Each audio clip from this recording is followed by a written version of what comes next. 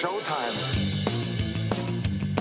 Welcome to the first ever Blind Mike Project Who Are These Socials mashup. These socials. Taking down the other podcasts one by one. Go to blindmike.net for everything Blind Mike. Have a great show in Detroit, Carl. And go to Who Are These Podcasts for more great Carl content. Who are these socials? And now, your host, Blind Mike Geary!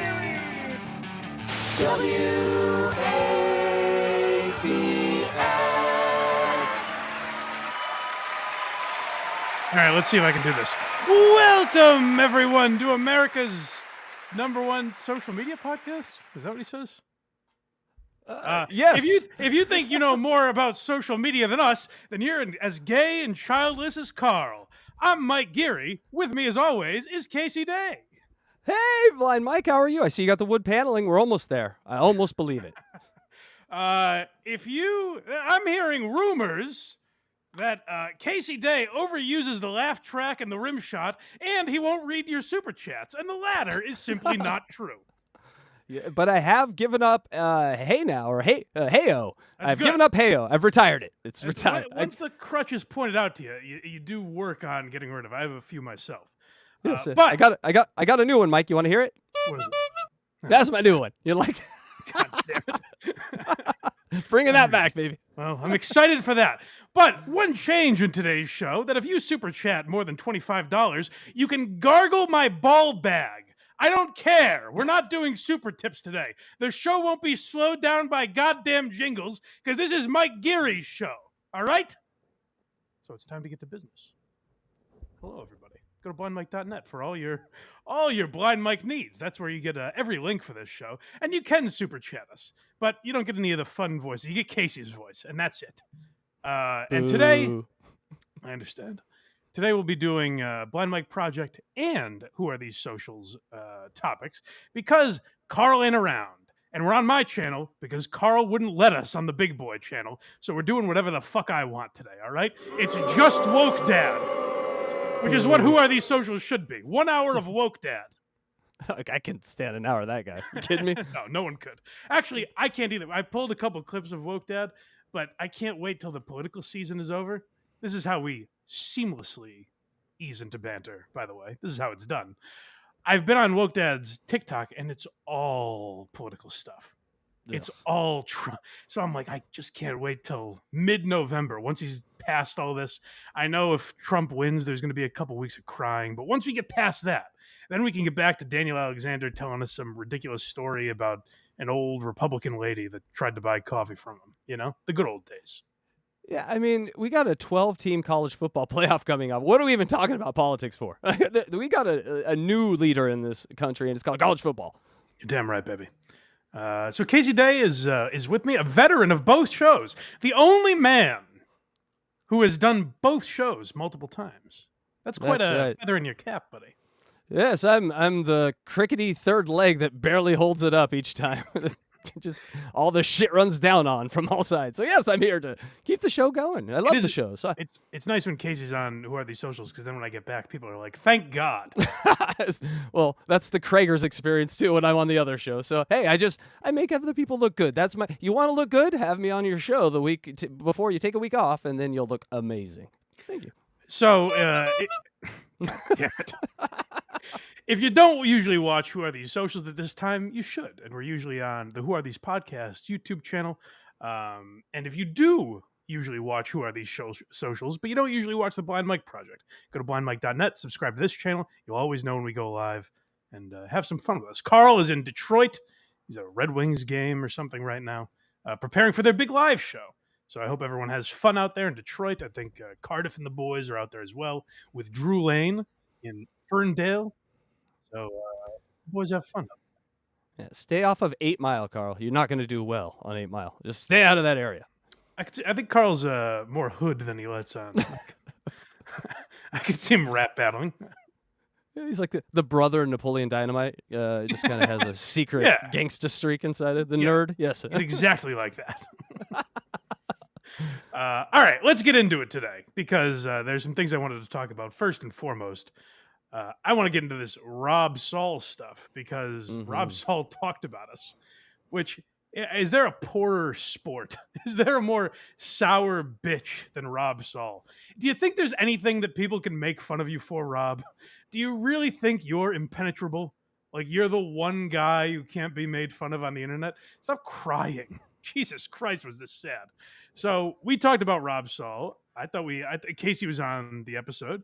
I thought we had a very fun segment talking about Rob Saul's relationship with dogs. And I was very clear in this that I have always stood by the fact that I don't believe Rob Saul has inappropriate relationships with animals of any kind. I think if he has sex, I believe it's always with consensual human beings. Or at least I did believe that until I saw the clip that we played. So Rob played this on his show. So I want to get into this a little bit because is there a more humorless guy? This guy I know he wanted to get into radio. Did he want to do a comedy show? Well, if he did want to do a comedy show, he wanted no one to laugh. It was a comedy show where silence is believe golden. me, Maybe you don't have to think we're funny by any means, particularly Casey. But you don't have to think either of us are funny. It's certainly not required. And if you don't think we're funny, you can do one of two things: either not watch us. That's the option I'd prefer, or you can make fun of us, insult us. Rob Saul manages to do neither. He is the most humorless guy and adds nothing to the conversation, which mystifies me that he wanted to get into podcasting. So I guess people sent Rob the clip of us, and this is him discovering it, I guess. Hey, the Shuley guys is what he calls us first. Oh, let me address this first and foremost. Hey, Casey, have you ever? The last time we talked about Shuley, I made fun of him because of his response to the pedophile stuff. I've done a couple shows with Shuley. I don't dislike him by any means. I don't watch his show. I've got 70 other podcasts I have to watch. I don't really watch Shuley. I wouldn't say I'm a fan or not a fan. He seems like a nice enough guy. The interactions I've had with him have always been pleasant. I don't have a lot of thoughts about Shuley, but I believe this clip shows how narrow Rob Saul's world is. Like, he thinks everyone is obsessed with the things he is, so he only comes up with one answer to every question. Right. And God forbid you rub up against someone from that world, like maybe help someone with something called, I don't know, the Leviverse. And then, forever you're painted as an enemy. And I've never even talked or heard of we joke on you, but we're laughing. But yes. Right. Yeah. We're Shuley guys. So yeah, we're the Shuley guys, as he calls us here. Yeah. And I don't think I've ever even been on that show one time. Anyway. Oh, don't worry. I was going to bring that up. It wasn't necessarily negatively. I was saying, why do you pour fuel? What's that? That's what I don't get about these shows. Like, what's so funny? Like, I'll explain to you, Rob. I will explain to you. What's so funny is John is bringing up a clip where it looks kind of like you're attracted to your dog. And what John is saying there is, I brought it up, not necessarily negatively. He's approaching this like a politician would. I'll explain to you what's funny. You might not agree with me what's funny about that, but it's a bizarre situation. So I've now explained it. Get past that and add something. Make fun of us, Rob. I'm begging you. Come at us. Come on. I'm blind. I'm fat. I'm stupid. Throw something out there. Come on, buddy. Got a pretty punchable laugh and voice. Come at me, Rob. We shouldn't laugh because. Yes, I'm sorry. Then we have to explain what's funny, and that's very annoying. Yeah, and we can't do this sort of thing where we're watching ourselves, watch ourselves one more time, or I think we fall into it. Right. It's some sort of like a universal trap. It's like hold on 1 second, Rob. Rob, that's really good. Go back a little bit, because that's really good. You've only done that 40,000 times that I've watched you. I think it's really funny when you fake laugh. It's way better than coming up with a joke, roasting us, shitting on us, making fun of us. It's so much better to just laugh, I guess, mocking our laugh. Like, I have kind of an annoying laugh. I don't know if you can get 40 minutes of material out of it, which Rob spent talking about us. It's I exaggerate. Shuley's He laugh. probably spent 20 minutes. That's the laugh he does for Shuli. I've watched this show. That's the Shuli laugh. Like, so Hey, now can I tell anyone you, who Casey- laughs is the Shuli laugh. Casey, it's really funny every time he does it. So I guess I'm just jealous of how many laughs he's getting by doing that laugh. It's so funny that I want it off the internet. I say, we can't handle this competition. Can I handle it? Joe Rogan can't handle it. So we need this off the internet. Rob Saul is so funny that people are flocking to this. And then he'll watch this clip and be like, what's so funny about why is he? People like this? Yes, Rob.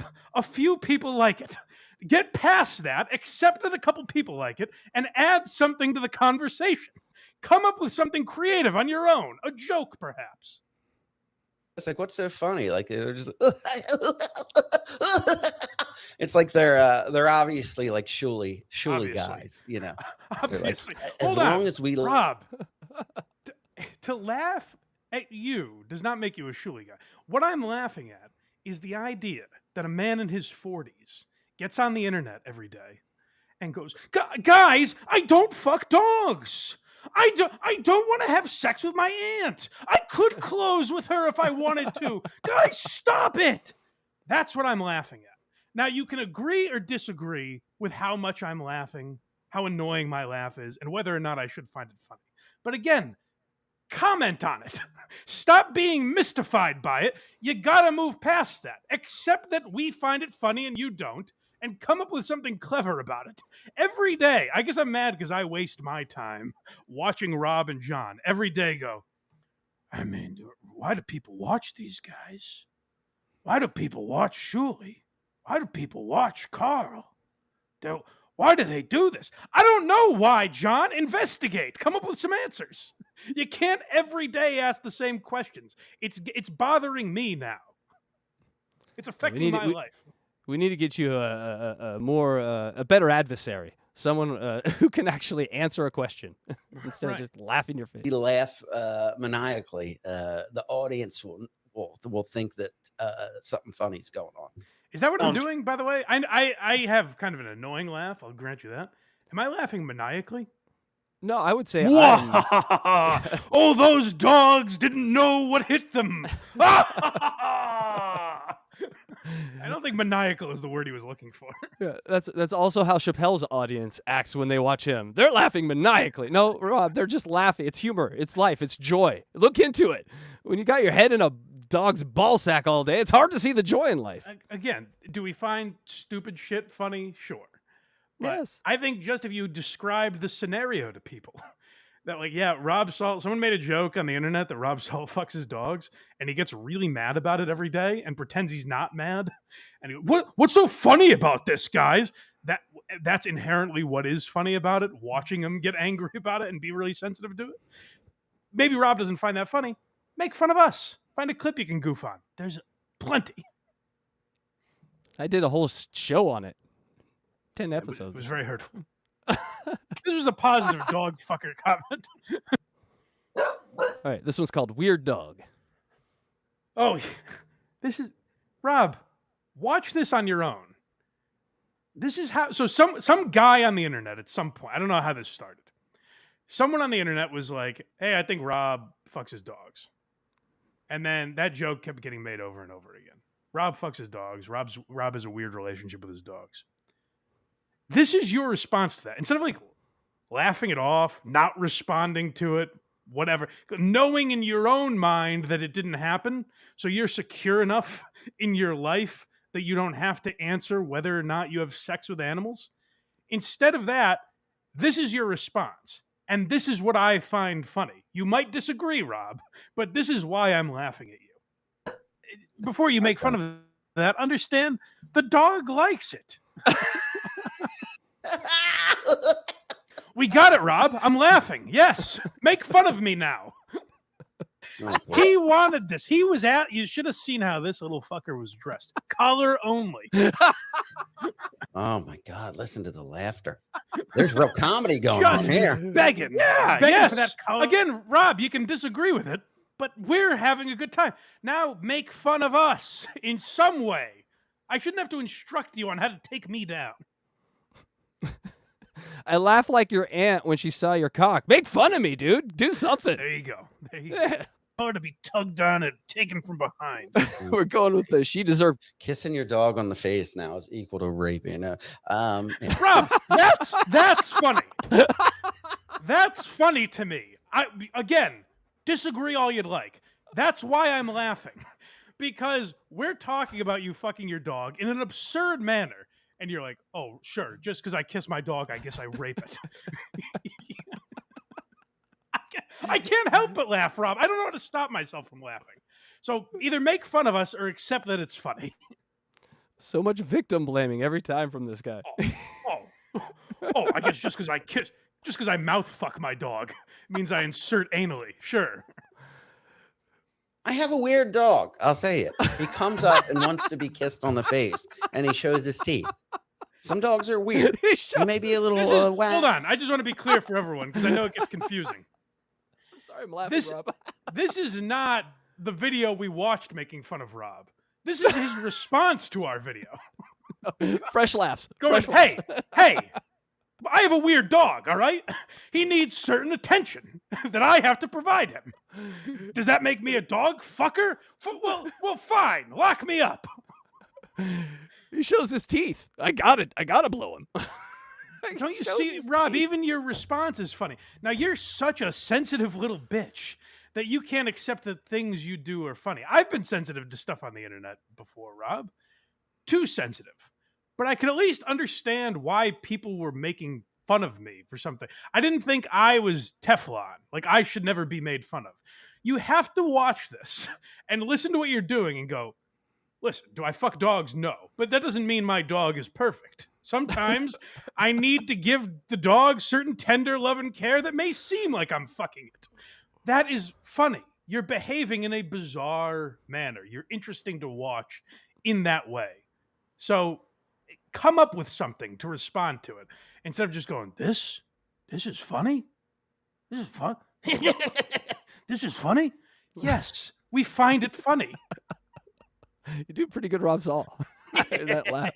I have a weird dog. I'll say it. He comes up and wants to be kissed on the face, and he shows his teeth. Some dogs are weird. You may be a little wacky upstairs, but it doesn't mean you're having sex with your dog. To defense. Nice. Whoa, hey, Rob, was that laughter there? Why are you laughing? Even as Rob is describing it, he realizes how ridiculous it is. This is coming out of my mouth? Shit. On air? YouTube? Hey, goddamn. Hey, the dog is mentally ill. And I just have to satiate it. What a defense that will be. Oh, that'll be trial of the century. This one's called Defending Himself. Oh, look at that. Synergy. Well, so we know the dog is crazy, so anything it says can't hold up in court. That's important to note. But I guess he's got more of a defense for himself. He's setting precedent. Amazing, Rob. I would have put less than 0 chance on this guy. And then I hear this. Listen to how he's talking. The dog tried to get me. The dog coerced me. Dogs, they come up and they want affection. I don't know. Like this. I'm not even going to sit and defend myself to some blind, hacky Shuley fan. But hey, Shuley fan is the most offensive part of that sentence. He's making me shit on Shuley now, which I have no interest in doing. But it's like Shuley fan is how narrow his world is, where it's like, oh, a guy sees that I'm weird with my dogs and made fun of it, so he must be a Shuley fan. He has a very one-track mind, I guess. His whole world is shitty. Everything revolves around Shuley, which is just as sick as the people he hates. Like, he hates that everyone is obsessed with Stuttering John, supposedly. Well, Rob, how are what you and John do any different? You're obsessed with Shuley. You're obsessed with Lady K or whoever. Like, it's just as sick, but you guys aren't joking about it. Like, I'm joking about it. Carl jokes about it. Tukey and Cardiff joke about it. You're seriously angry. Every day you're white knuckling. Like, why are they making fun of me for fucking my dogs? Rob, easy, man. Take it easy. If you joke about it too, it all goes away eventually. It's not that big a deal. You don't have to react so fucking tense all the time. That's how John got into this hole, Rob. Don't do that to yourself. You look fucking crazy. And then to say, I don't need to defend myself to some blind hack about fucking my dog. No, Rob, of course you don't. Rob, I'm going to break the fourth wall here. No one thinks you fuck dogs, Rob. Response is well, hey, I don't mean, like I said, I don't mean to ruin any illusions, but responses like Rob is giving now start to make people think like, maybe there is something weird going on. Why is he so angry about this? But Rob, no one thinks you're fucking your dog. Lighten the fuck up, you big baby. Jesus Christ. I agree. Have some fun with it. Mike, what would happen if the gearheads all of a sudden said, hey, Blind Mike got a new dog, and they started having fun with you? What would you do? What would your reaction be? I would go, guys, please stop. No, I don't. No, stop it. That's what I would do. Thank you for the soundbite. Yes. Okay, and now we have a Twitter thread from you that you sent me with Rob. So Rob deletes his shows because he's embarrassed for anyone to find them, I guess. He just wants everyone to super chat him, and then he gets embarrassed by him. Or he's just so unoriginal that he's like, hey, Kevin Brennan and John do that, so I guess that's what I have to do. The two most successful podcasters on the planet. I have to follow their business model. So I happen to be watching live, and they mentioned me. So I said, I'll throw a couple bucks Rob's way. He seems totally unbothered by the dog and the aunt stuff. So I'll mention that and see how playful he's able to be about it. And this was his response. Now, someone has joined the program. Aunt Deb? This is not the aunt that Rob fucks, right? Well, none of them are the aunts. He can't get any of them. So good point. But this is not the one he tried to fucking shut him down. I hope not. This is a different aunt. I hope not. She seems sweet, and she's a Blind Mike fan, but no. So Aunt Deb joins the program, and I sent this super chat. Yes, this good taste. This is the first one here. Chat, so we can't really see it. Hey, we got Blind Mike here. No, Blind Blind Mike Mike. is awesome. No, he's not. I mean, I was just watching a clip Listen of to him. him. No, he's not. Deb, shut up. You bitch. Thank you, Deb. I think you're pretty awesome yourself. Yeah, she's got a good spirit about her, Deb. I like Deb. There's no one I really hate the way Rob hates people, so I don't know what a good comparison would be. But if Casey Day or David Collins came on one day and unknowingly mentioned some podcast I didn't like, I wouldn't go, "You son of just shut up, David. Shut your fucking mouth. Why would you bring that in? No, you're wrong. He's not funny." She likes the show, Rob. Don't tell her she's wrong. You could again, Rob, disagree with her. Go at her. Go, actually, I don't like the show, and here's why. Don't go, no, he's not, in a pissy little girl attitude. No, he's not. Yeah. This is a PR. Yeah, PR 101 how not to do things. I'm trying to coach Rob here. It's annoying. Yeah. Blind Mike here. No, Blind Blind Mike Mike. is awesome. No, he's not. I mean, I was just watching a clip of him. It's Oh, horrible. Vince was starting to get wrong. into I Blind said, This is what, by the way, this is how the clip ended when he was playing it. He's like, "Oh God, this clip's 13 minutes long. I can barely even get through 5 minutes of it." Rob, if you had a 13-minute clip that was horrible, we would play it 3 times. Because we have fun with things. We can make fun of them. And the chat enjoys it and gets in on it and has fun.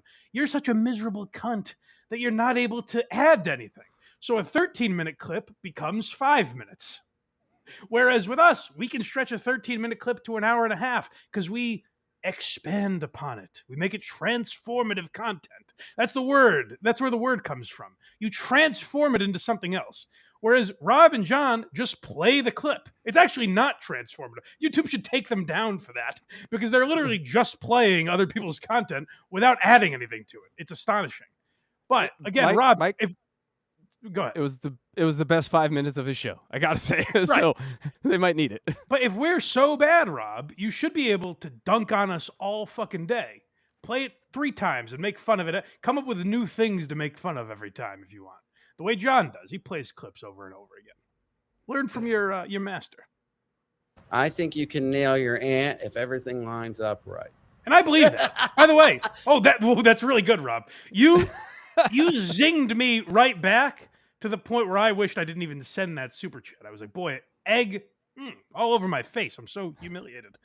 But I believe in you, Rob. That's not me being... I think you think I'm joking. I think if you gussy yourself up, shave up right, get your hair done, wear something nice, pay for dinner, of course, and all that, treat her right, I think you could fuck that aunt of yours. I have that kind of belief in you, Rob. Now, you can do your fake laugh, but I'm the only person who believes in you. Go out there and get your aunt. Show her a good time, Rob. I believe in you. These other people are mocking you. I truly think you can get it done. And I hope Lil Deb here, Aunt Deb, knows the context, and we didn't lose Aunt Deb with the tweet here, because, you know, she might be thinking, oh, that's what do you mean, Blind Mike? I love you, but you're saying I'm going to have sex with my... This is weird with my nephew. No, not you, Deb. So then Rob has to explain to her, no, Aunt Deb, I'm being accused of banging my other aunt. So yeah, Deb, you're not related to Rob, so I guess the mystique goes out the window. That's why he's not into it. If everything lines up right. You got to really do good. like Blind Mike show. You have to have people just laugh so we know everything's going on is funny. Yep. It's a nice change of pace, Rob. You should try and make people laugh. That is good. I'm reading the chat. ACD. All right, the next one is Deb just moves Team. on. I like Deb. I don't know. Deb's awesome. Deb's awesome. I don't know if she actually watches the show or if she's just fucking with him or what. But I liked Deb after this. This is the first time I've ever seen her on that. Yeah, this one's called Team Deb. We're big into... So this is the answer to that. The answer tweet. I believe I'm in the chat Is again. that the real Yes, you are. And Final Boss has joined this group. Blind Mike? Another guy. I don't know. I played a clip of everybody kept... I kept ignoring, but everybody keeps sending me the clips like Blind Mike's trash. Rob, I've never tagged you on anything. This is the first time I've ever super chatted you after you played my clip. I was responding to it. I've never addressed you directly. What do you mean you kept ignoring it? Maybe that means, Rob, if you had to keep ignoring it, if people kept telling you about it, maybe a couple people find it funny. And again, you don't have to. Tell us why you didn't find it funny. Don't just go, ugh, it's not funny. Well, why not, Rob? Why are we hacks? Explain it to us. Do your audience a favor and try entertaining them instead of just going, oh my God. These guys. Okay, what's next, Rob? Come up with a topic. All right, let's watch it. Let's go ahead and watch it. content. It was a 13-minute clip. What did we make it through? I think 5 minutes or so. And then even the... Yeah, I just started getting into Yeah, because Blind you had Mike. nothing to Some say about it. Thank you, Deb. Hold on, Deb. We'll get to you in a moment.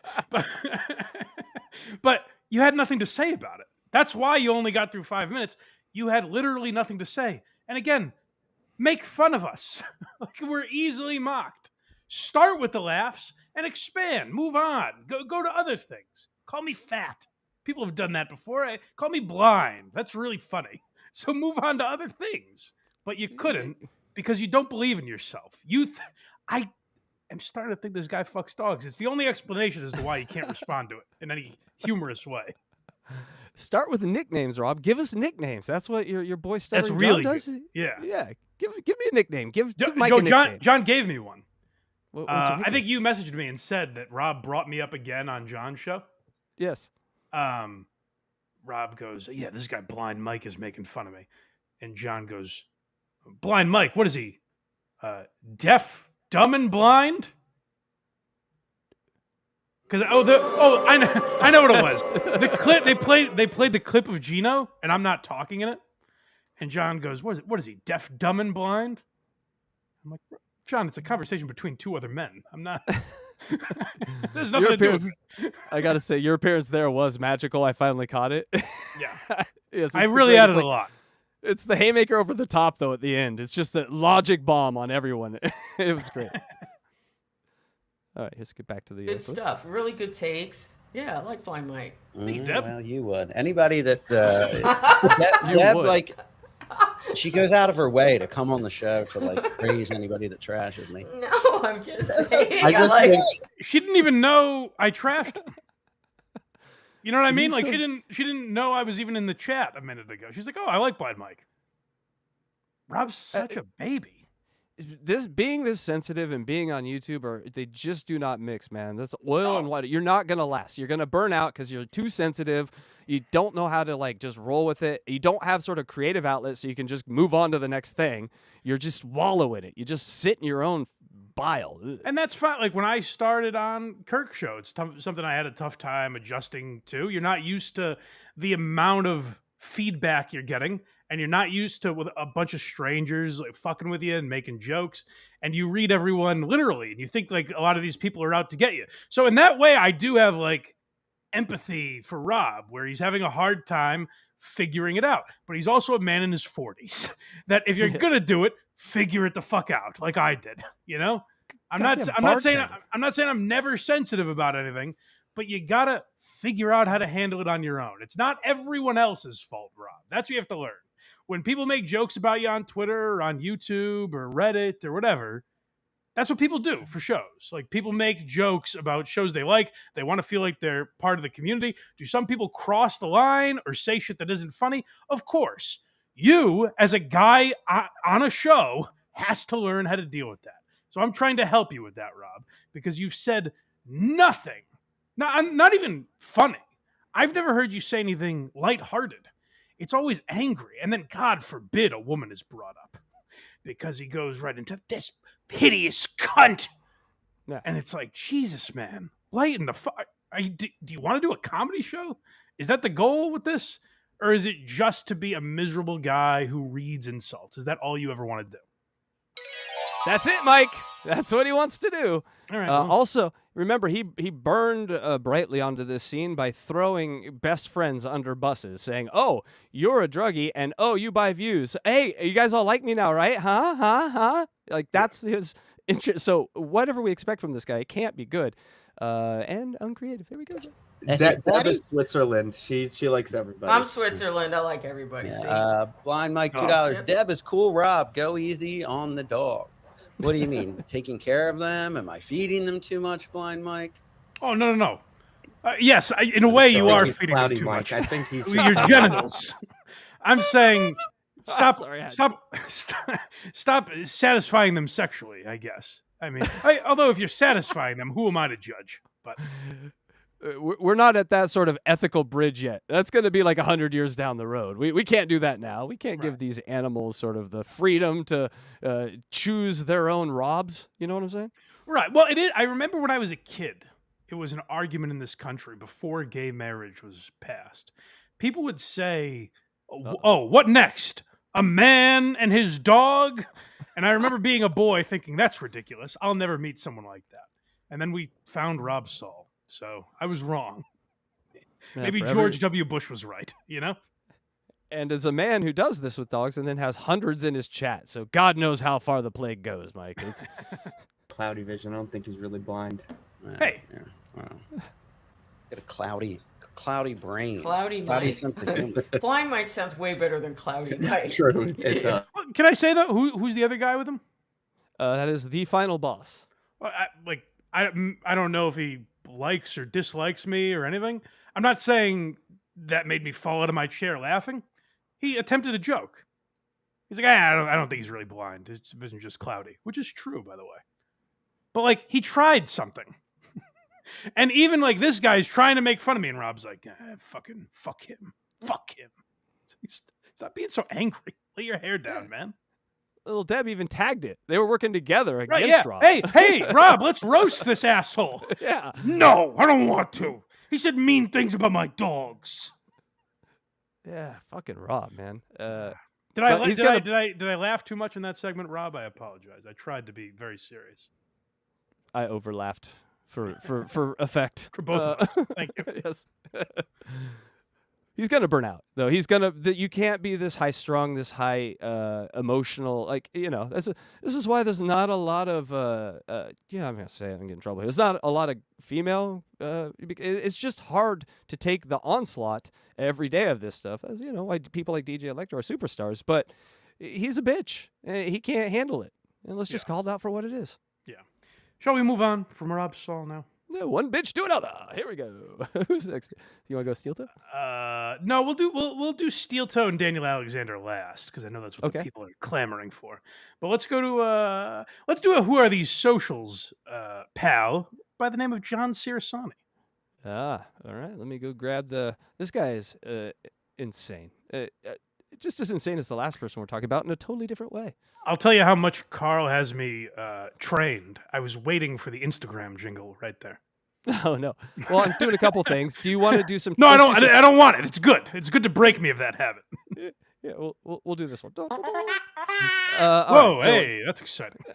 got some chats for you, or super chats for you, Mike. Okay, let's do that. I come buckets $2. Hey, it's Boogie. We didn't do any Boogie today, but we love Boogie. Maybe we will Sunday. I'll see if I can find anything of his. Yes, Krager's back this Sunday, so leave me alone. Dang Lizard for £2. Mike, you almost sound as gay as Lady K. Congratulations. Congratulations, Mike. I think you sound I way will gay. say, Carl does that intro every week. I don't know how he memorizes it. I hear him do it every week, and I can barely He's get through reading. it. He's Oh, reading. okay. All right. Yes. Carl takes notes. You see those eyes dart around, and unless he's got a stripper pole in front of him, or tennis match, he's reading. All right. That's Red 473, which also, side note, which makes you even more talented because you don't have notes. Everything's off the dome, people. He's like let's not do this. He's like Jay-Z. What does Red say? All right, Red 473, $4.99. Casey's morning zoo energy is infectious like AIDS. Oh, boo, boo. All right, well, it's infectious. 100% kill rate. Dang Lizard, 5 pounds. Wait, you don't actively hate Shuley, Mike? Not sure if I can ever listen to someone ball washing the dues payer like Blind Mike ever again. Hashtag ain't fucking. That is Ain't like fucking. Ain't fucking. Sorry. I assume that person's joking, but that is like Dang the Lizard. anytime I say that about Shuley, people are like, "Oh, you're ball washing." That's the only reason I said I'm not sure if they're joking, because I get that literally a lot where they're like, if I'm like, "Yeah, I have no real opinion on Shuley," and people are like, "Oh, that is so typical. He is a ball washer for the Shuley network." I'm like, "What? Because I don't hate the guy. What do you mean?" Yeah. You know who else was a ball washer, Mike? Gandhi, Jesus. It's also being called nice. If you're called nice in these worlds, you're a ball washer. I hate that. That's me. Big nice three. guy, Mike. Port Film Co-op, $2. I don't think that's dollars. It's something. Matt Reese has some new shorts. Play him now. Ooh. So we have a Matt Reese. Oh, does he? Because I looked at Matt Reese when I was sending you clips yesterday, and he didn't have much new, unfortunately. Well, I take that back. He might have had stand-up clips that are new, but I don't like watching Matt Reese's stand-up really. Also, he copyright claims them. Yeah, he's a little sensitive. He's a little Rob think? Solly. Yeah. Yes. The final boss. Oh no, he's here. $1.99. Hey Mike, thanks for coming to the RS show the other day. The RS show. My pleasure, buddy. That's the guy I complimented. Oh, the right? Rob Saul. Yeah, yes. Yeah. That was he was on there. Like that. Icon Like Buck- I don't know if he's taunting me or I know nothing about the guy, but like he tried to make a joke, and Rob was like, "No, we don't do that here. Let's move on angrily." Yeah, because we're talking about me having sex with. Let's make sure we react as weird as possible to this. Yes. Let's raise everyone's attention to this to make sure they mention it every day. Hold on. Is everyone's eyebrow raised? No, not that one. All right, make it weirder. We got to make it weirder. What are you doing? Yeah. I come buckets with another $5. Did you see Brendan Schaub calling out Nate Diaz? Oh, I saw that too. Yeah, I never liked the guy more. Yes, we're gonna do that on Sunday. Yeah. I sent the clips to Craig. Brendan was unhinged. I like the energy. I'm curious to talk to Craig about it because I don't know enough about fighting to know if any of it was like legitimate threats. I don't know. His cauliflower ear was awful red, Mike. It was like glowing. He was angry. Yeah, he got hot. It was like the Hulk. Yeah. All right. You bastard. Shane M, $1985. Dan Lanning is also overly fond of dogs. Okay, that's correct. And he's fond of squashing huskies. That's his main thing. Thank you. He's gonna Nice. squash some huskies. I turned that around. Nice. You insulted me. It wasn't great. See, Rob Saul, see what I did there? I took it and I served it back. It was shitty. But, it's something. It's something. Yeah. All right, we got a few more here, Mike. Icon Buckets, $2. Just boned a MILF. She said her nephew could never. Well, congrats, sir. That's a good one. That might be the chat of the day. Nice podcast, stupid. $2. Not that. That's the name. Hey, Mike. Deb loves you. She's a huge fan. Oh, I like Deb. yeah. She seems to have a good sense of humor. Good head on them shoulders. Dang lizards, 2 pounds. Rob can do it. He was able to finger his uncle. Hey-o. Oh, that's right. That rumor is swirling out there. I don't remember where it started. But. Jesus Christ, man. Because he's reacting like this, you can basically say anything about him. I think Rob was behind 9/11. Let's see how he reacts to that. No, the best way to handle it, Rob, if you're still listening, is get really angry and weird about it, and then no one will ever bring it up again. We got a $4.99 from Penis Wrinkle 12. Oh, Saul. You mean Stu? That's right. I'm on to you, pal.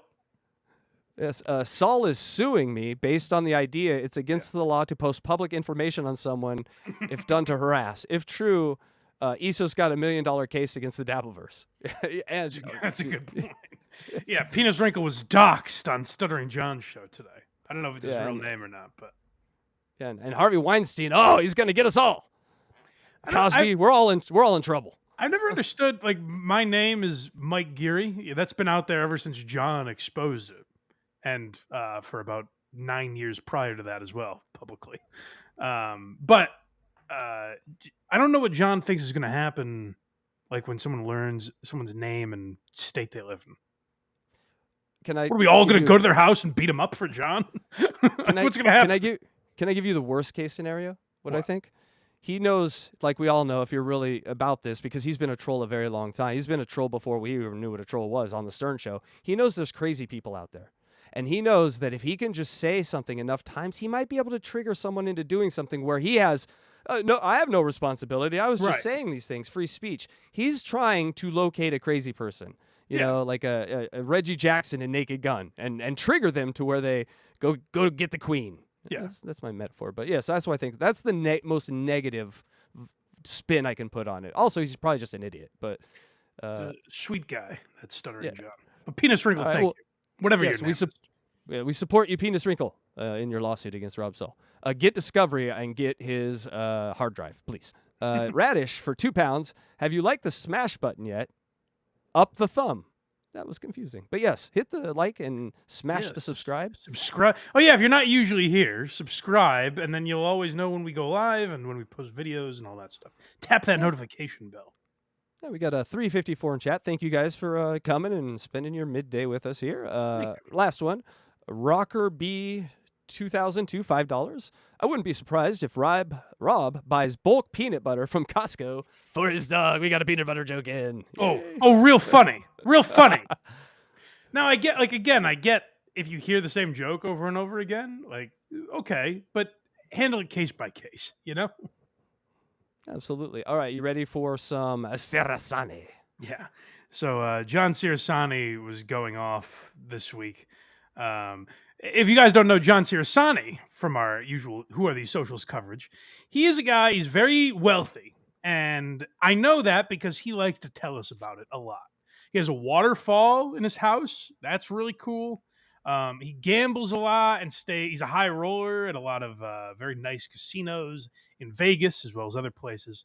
Bert Kreischer acknowledged him once. So you can tell this is a pretty cool guy, John Cerasani. But what I like most about him is that he always claps back at the trolls. He really knows, much like Rob Saul, how to handle these guys on the internet. So I guess someone left a comment on one of his recent videos, and he addresses that. It's called Keyboard Warrior is what I titled it. Yes. I'm about to introduce you guys to a keyboard warrior that got very offended because I self-deprecatingly made a joke about not being able to say Vice President Harris's name properly, okay? I'm pretty freaking respectful, guys, when I make political posts, but this guy was obviously very offended. What did he say? Well, you're a smart guy and blah, blah, blah, blah, blah. Be better. Okay, buddy, I'll be better. But then he went on to call me a racist piece of shit. All right, here's the problem with society. What I always like about Cerasani's videos is that he tries to bleep them. I don't know if it's a bit that's going over my head. He tries to bleep the curse words in his videos, but the bleep is always under him talking. Always. Plausible deniability. We tried. We tried. I don't know why he always does it because it never worked. I remember trying that once or twice early on when Instagram made the function, and then I was like, "Oh, this doesn't work, so I'm not going to bother using it anymore." John, gotta love him. Tries every single day to let that beep eliminate the curse words for him. All right, guys, pay close attention, because when I read this, I'm like, oh shit, is it something that I don't know that is offensive to black people that I'm not aware of that maybe I shouldn't be making jokes about? Okay, maybe. Woke Dad is commenting on John Cirasani's videos now. That's interesting. Maybe he found them through the show. Woke Dad taught us that saying Kamala is racist, and he held up a comma and the letters L-A to teach us how to say it, which I didn't quite get, but... Well, let me look at this guy's profile. Is he some black guy? No, it's some white nerdy fucking guy. He's the spokesman for the black people that are offended, apparently. This, my friend, is the problem we have in society today. You're damn right, John. Definitely no black people were offended by this. So let's see. And listen, John is he's dug his heels in on this. There's no change in John's mind. He's like, fuck you. The problem with society today? It's the pussification of America. All you crybabies are always looking to get someone in trouble. So definitely when the next comment comes in, John tells this guy to kick rocks. This one's called Black Friends. Earlier, I made a reel about a white nerdy guy calling me a racist POS for mispronouncing Vice President Harris's first name. And I said, listen, dude, maybe if a black person told me it was racist, I'd listen a little bit closer. So a black friend of mine then DM'd me. Yes, I do have black friends. We have a lot in common, including some physical attributes. Starts off by saying that he too mispronounced. I don't know if you guys got John's subtle humor there. He's trying to say that stereotypically black people have massive cocks, just like old John boy. You get it?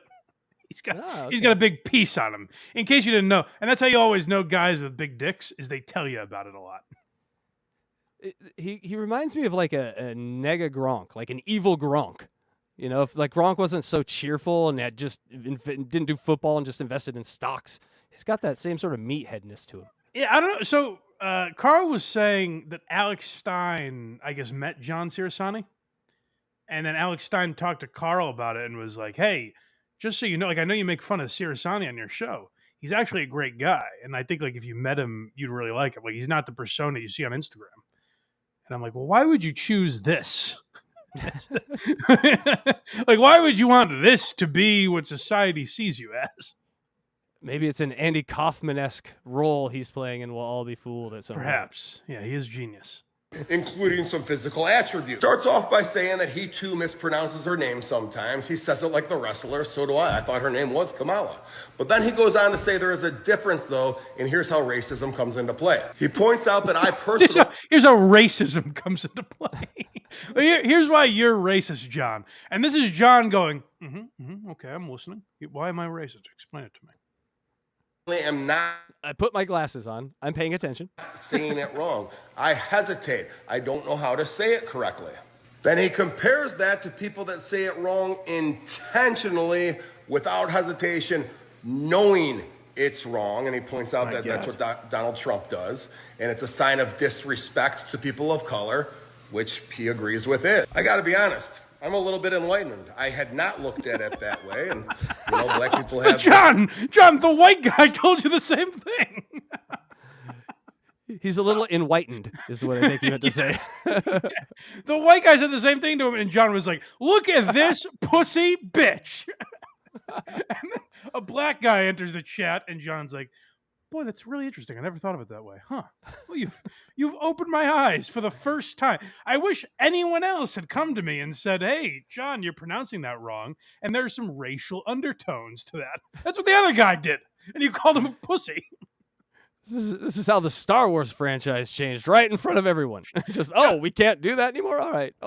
John literally said the other guy represented the biggest problem in society today.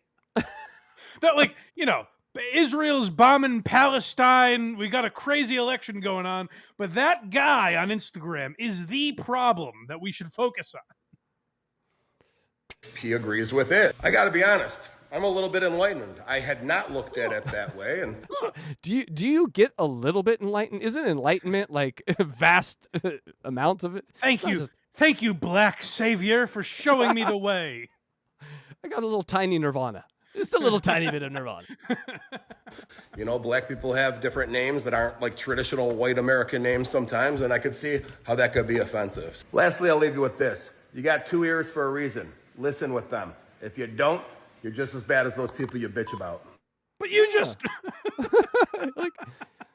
you didn't listen to the other guy. You called him a bitch.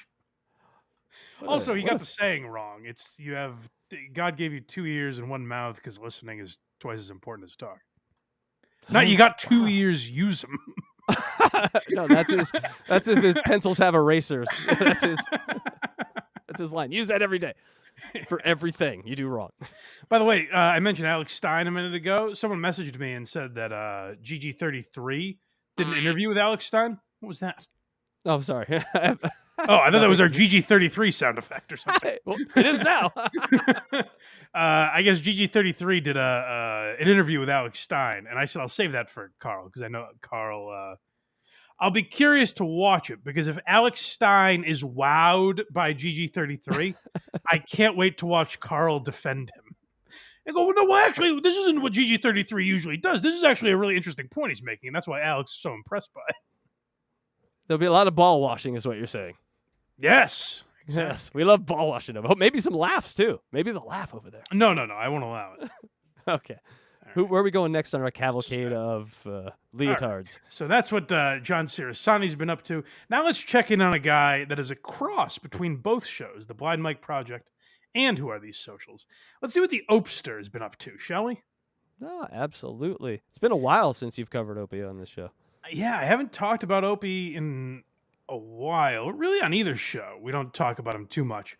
But Opie's TikTok is like one of the sadder things. If you look back as an Opie and Anthony fan, it's sad that the three of them don't talk anymore and that the show ended before it should have. You could say it's sad that Anthony went down the political and racial rabbit hole that he went down and got so consumed by it. You could say it's sad that a guy of Jim's talent has kind of gone to obscurity on Sirius a little bit. I know he has a podcast now, so maybe that'll change things, but the show doesn't have the same attention that it used to. All of that is sad, sure. But what I find to be most sad is Opie's TikTok.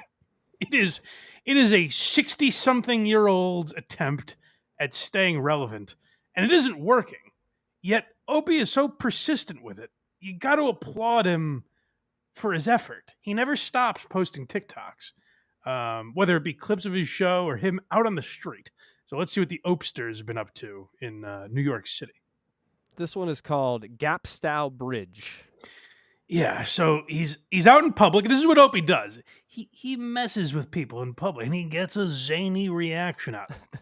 And then, guaranteed, the clip is going to go fucking viral. Or, more likely, it's 480 views on TikTok. But let's see.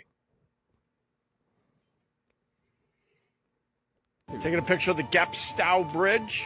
It was in the movie Home Alone 2. You never saw Home Alone 2? So go see Home Alone 2. There's going to be a scene with a bird lady, and it was done over there. He's been doing this, I think one of the last times we checked in on Opie, he was doing this with, like, where Ghostbusters was filmed or something. There's been a few places where, like, movies or television has been shot, and I guess Opie gets in his mind, like, hey, I'm in New York. We have landmarks. Oh, it was the Ghostbusters, where Ghostbusters were shot, and the Seinfeld diner he went to. Opie's lived in New York City for 25 years. He grew up on Long Island. He's lived in New York his whole life, essentially. And he's like, can you believe, guys, this is where the Seinfeld TV show was based, not even shot. The diner they based the diner in the show on is here. They sell George Costanza shirts and Opie's like, wow, that's pretty crazy, huh? Now I guess he's where Home Alone 2 was shot. And he finds this fascinating. No one else out on the street gives a shit but Opie. So I was thinking he was just on a walk next to this place. You think he's like, I'm parking here today and I'm just going to show people this all day? He is going there to TikTok. Yes. He's going there with the intention like, oh, I could get some real good footage at the Gapstow Bridge. Isn't it funny how I say Gapstow weird? Like 5 feet away, there's a girl with a TikTok where she's like dancing. Like he's just there's a string of kids. 70 million views. She doesn't even know what it is. She just happens to be there. It's got 70 million views. There, and that's the Gapstow Bridge from 1895. They don't care. Nice bridge. You guys, that's the Gapstow Bridge. It was in Home Alone 2, if you need to know. The bird lady scene. It's a very, very famous bridge. People come from all around the world just, okay. All right, they're done with me. World's been done with him for a while, I think. Yeah, I guess the angles, isn't it? Don't these people know how hilarious it is that they're ignoring the famous Opie? I guess that's the only way the video's remotely interesting, right? And like, what Andrew Dice, have you seen what Dice does on Instagram for the last couple of years? Yeah, he just kind of goes up to people and hilarious. Yeah. Hey, yes. You're here for the picture? Were you wanted the picture? Like, all right, come on. And they don't know who the fuck he is. Yes. That's very funny. And it seems like Opie's kind of doing that, where it's like, isn't it crazy? Like Opie from the Opie and Anthony show is giving people directions. It's like, yes, it's legitimately crazy, Opie. Like, what you're doing is psychotic. There's nothing interesting that people on TikTok would want to see. It's certainly not for your audience, like whatever is left of that. So like, go back inside, man. Take care of your kids. What are you doing? The irony is if he got a job like working for the city as like a tour guide of that thing, like that would be a story. Like, hey, Opie's working for the city. Look, he got a real job. Look at this. Yeah, like, that'd be interesting. But this is him just doing shtick, more shtick, always sticking it up. Walks around. He's like, isn't it hilarious that I'm like ruining these people's days? It's like, I guess. Well, he does it. His family is sort of the same thing, you know. I hate to keep bringing up Rob Saul, but it's like this thing where you just think you can add nothing. The criticism I get a lot is that I talk too much on these shows. And I always say the clips are available in full in other platforms. Like, you can get Opie's clips on TikTok if you want to watch them without commentary. I'm trying to add something and make my own show out of that. Opie thinks you can just turn on the camera and let other people make his content for him. Like, isn't it fucking crazy that these people don't know the Gapstow Bridge? No. Clearly, based on that video, that happens all hours of the day, every day. It's not that interesting. Isn't that Gapstow Bridge just a metaphor for Anthony Cumia? Like, look at that thing that's way better than me, that has more fame. It was in a movie, it's way better than me. That's what he's doing here. He just hasn't found another Cumia, so he's like, maybe this bridge will be Cumia. Maybe this rock, maybe this lamp will be Cumia. Maybe I'll come to the bridge every day and let the bridge be really funny and do some impressions and talk politics. This was called The Facts of Life. He really gets into this TV show, The Facts of Life. Okay, again, when I asked who this is for, like, is it for his audience? Is it for the kids on TikTok? Who the fuck? Who the fuck is looking for, like, if you do a nostalgia, like, who am I to talk, I guess? I do a history of comedy podcast. We talk about old shit on there. But you kind of, I'm not going on TikTok and giving fun facts about Carl Reiner, you know? Like, who is this for? Facts of life. The facts of life. You know what I hate about the facts of life? Oh, go off. They shoved down our throats that Blair was hot. I was watching a Facts of Life rerun the other day. And I don't know. It was on. And I was just like, oh, I remember this show. And then Blair is all over the place, and she's the hot one that all the guys want to date. I'm like, ew, no. The obvious choice was Mrs. Garrett. We all know that. It's such a hot take. You know, I was wrong because, like, even if I put clips of Why You Laughing out somewhere, like, a fun fact might actually be interesting on social media for a certain audience. I'm not saying it's gonna I'm not gonna be the next Balin Dupree, certainly, But like, there might be an audience for that if Opie gave interesting information about old TV shows or something. He's giving like hot takes from 1983, where he's like, you know what? You know who's a real bitch is Blair from The Facts of Life. Hey, don't stop me. I'm not afraid to say what others are thinking. Also, totally wrong. Blair was a smoke show. The old lady you'd rather have? This is his humor? You fell right into his trap, Casey. Now the comments are going to be buzzing. Well, I didn't know. I had to Google. I'm like, Blair. I'm like, God damn. There's some feathered hair, but pretty face. And then I did the ant thing, and I'm like, oh, he got me. He got me. Opie's never been able to figure out like what his thing is. Like, for better or worse, Anthony is interested in politics and racial discussion. Like, it's not what I liked about Anthony necessarily, but that is what he is into, clearly. And that's what he talks about. And he has an audience that follows him for that. Opie's never been able. So every day is a new thing. It's like, hey, am I the landmarks guy? Hey, am I the old TV hot takes guy? Let's see what the next attempt is on TikTok. Yeah, live in a bar now. How about that? Is this working? Is this good? Yeah. He's him and Matt Reese. Oh yeah, that's true. He's the beer guy now. Like, yeah. Oh, Anthony was always the drunk on the show. Opie, they always talked about how Opie didn't really drink, and now he's like, you know what I'm going to do is a show about craft brews. Like, but you're not interested in that, Opie. The show was horrible from the 5 seconds I watched.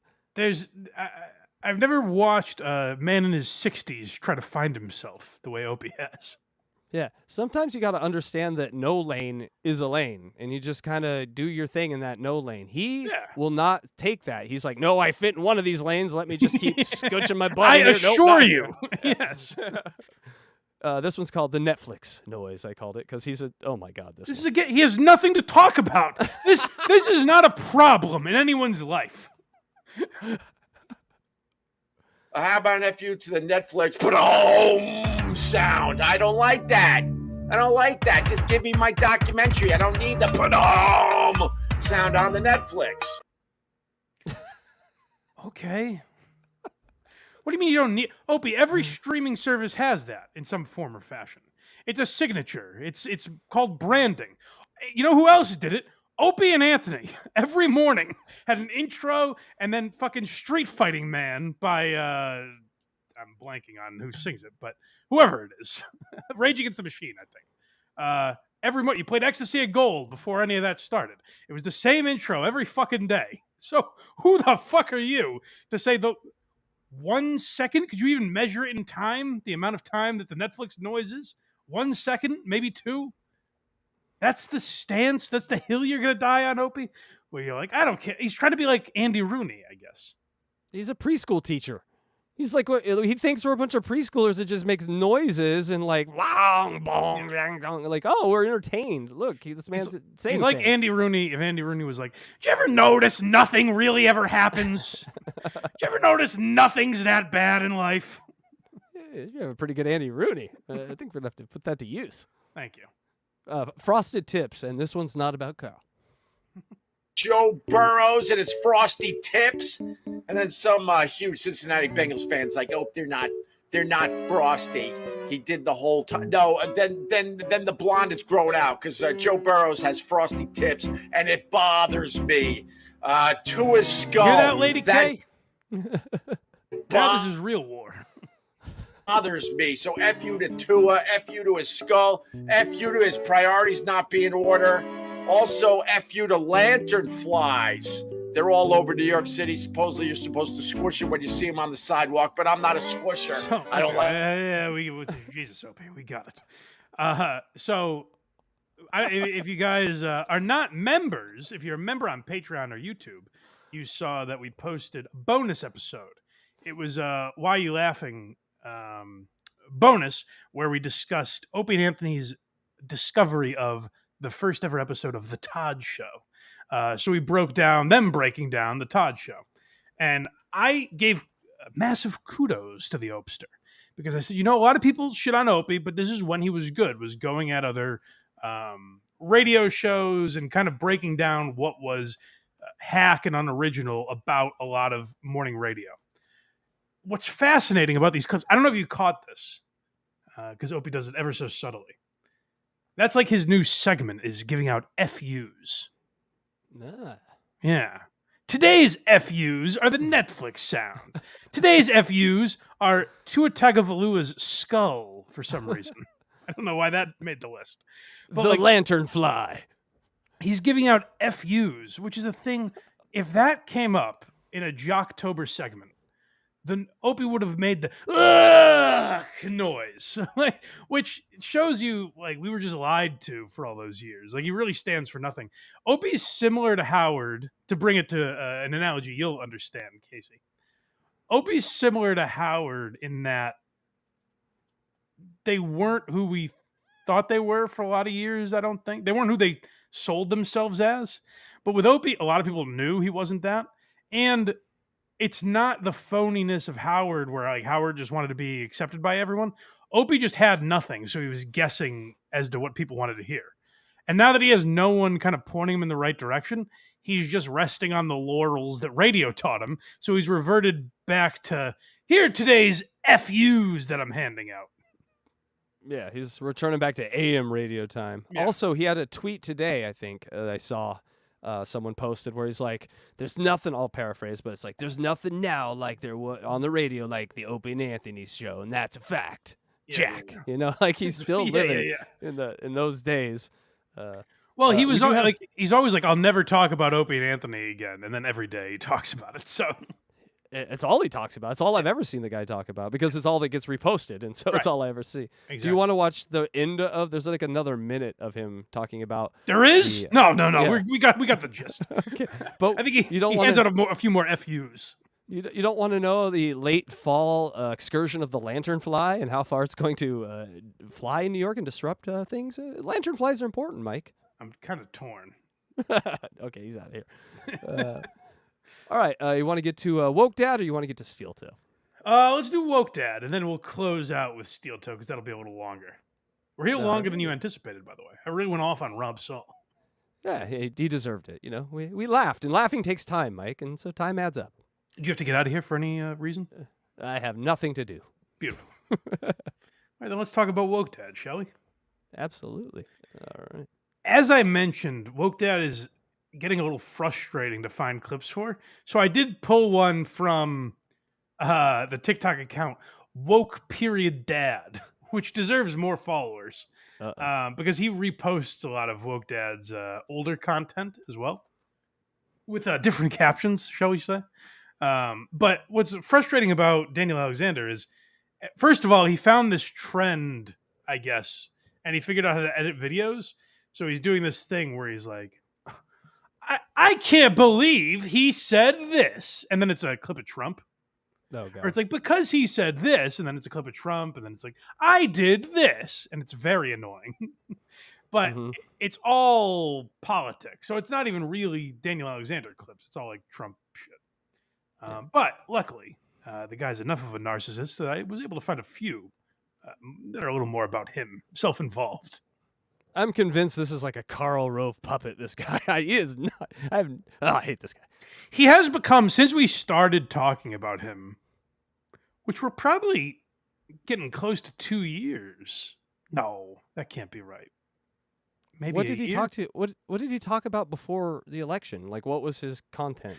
It was all political stuff. Like when I say political, I mean it's all about the election. Whereas before it was ideology based, but it was like, I went to the grocery store today, and I was in my all lives, not all lives matter. That would be very different. I was in my like rainbow T-shirt that said "You Matter" or something like that, and some guy in a MAGA hat comes up to me and says, "Hey, queer, we don't like your kind around here." And I said, "Sir, have you ever considered that perhaps you just need a hug and you're one of the lives that I'm talking about?" And the MAGA guy is like, "Huh, I ain't never thought of it that way. Daniel, you just changed my life." And he takes off the MAGA hat and he steps on it. So he had a lot of stories like that were, I guess, political in nature, but they weren't as it's not just regurgitating what was on CNN last night. You know, and we're still 100% sure that this guy is not Fred Armisen doing like a Portlandia season 5 exclusive. This is very performative. So that's where I was going. Is we've been talking about him for some time now. I don't know if it's quite 2 years or how long it's been, but he's become a caricature of himself, which does make me I'm like, is he acting? But I think what happens, and you see it with Stuttering John and Aaron Imholt and a lot of these guys, I think what happens is once they get a certain level of attention, and especially now, like he's acknowledged that he's seen our show and sees the feedback he gets from it, that drives you a little crazy. And some people, like we talked about, aren't great at handling that. So this is Daniel Alexander snapping before our eyes. Yeah, this one I just called Trans. Is this the one with his wife? Or his girlfriend, whatever? No, okay. This is no. This is trans. It says on the screen. It says trans or not, 4th grade boys don't need tampons. That's what he's responding to. Yeah, that's a reasonable statement, right? Like, I think we can all get behind that one. Yeah, that's fine. Like, I wouldn't think of that as controversial, but let's hear the tone that Daniel Alexander uses. Ready for this? No. Do I have your consent to record your voice for this? Oh, it is his wife. Yeah. Okay. Your profession is adolescent development, adolescent health and communication, right? Yeah. Couple masters, PhD. Yeah. Yep. Okay. So I'm going to read you a statement, and as a professional who has supported training, learning, educating real quick, others on I saw someone in the comments point this out, and I agree with them. Clearly, the only reason she's not going to sue him. The reason he asks for consent is so he can be holier than thou and be like, see how respectful I am to women? There's no other reason for that to be in the video. Yeah, she pegs him. Well, voicemailers have speculated that in the past. 100%, guaranteed. They call it the lean-in perspective. He's leaning in, she's standing straight. Like he's the lady. But so you can be a lady in her. Sure, it's 2024. Yeah, hey, exactly. I don't judge. No, but don't tell us what to do with your fake liberal bullshit. I'm a real liberal. I want to know your opinion on this statement. Okay, you ready for this? It says, trans or not, 4th grade boys don't need tampons. So we're talking 9-year-olds, 10-year-olds, probably that range. Does that seem accurate to you? No. Huh? Okay. What's the dead ringer? Hold on. But just to be clear, give them tampons. I don't give a fuck. But need them? That's like the Rob Saul School of PR right there. Does a 9-year-old boy need tampons for? Unless he's doing a hilarious art project or something. Exactly. Making a paper airplane or something using some new tools. Yeah. Or it's a scavenger hunt. Yes, then we can have a tampon. But other than that, no. There. What's the one thing that really stands out for you? Oh, I love the face you just gave me. Well, I think everyone needs to understand absolutely, biology and reproductive health and things like that. Nova, thank you for helping with that answer. He's like, hey, she's not a biologist. He's like, hey, you have a master's, so you can answer this question. It's like, well, not necessarily. I think I just learned how a dog said bullshit. Did you hear that dog go? The dog's like, let me go to Rob Saul's house. It's much preferable to what I'm listening to. So everyone should have that information, but some young people do begin menstruating at that age. Mm-hmm. But some young people. Yes, about half. Not about half. Right, but not the boys. I don't know. Who knows? Right? Am I crazy? I don't think this is a controversial. I'm saying, guys, am I going to get in trouble? Are we going to get taken off YouTube if I say guys don't menstruate? Maybe our balls are leaking. It's just a new thing we don't know about, Mike, because we're boomers or something. I'm very late. If this is something I didn't know about, something is wrong. You're full of babies. They're just living inside of you. That simple. Mm-hmm. Yeah. So sometimes 4th graders do need tampons.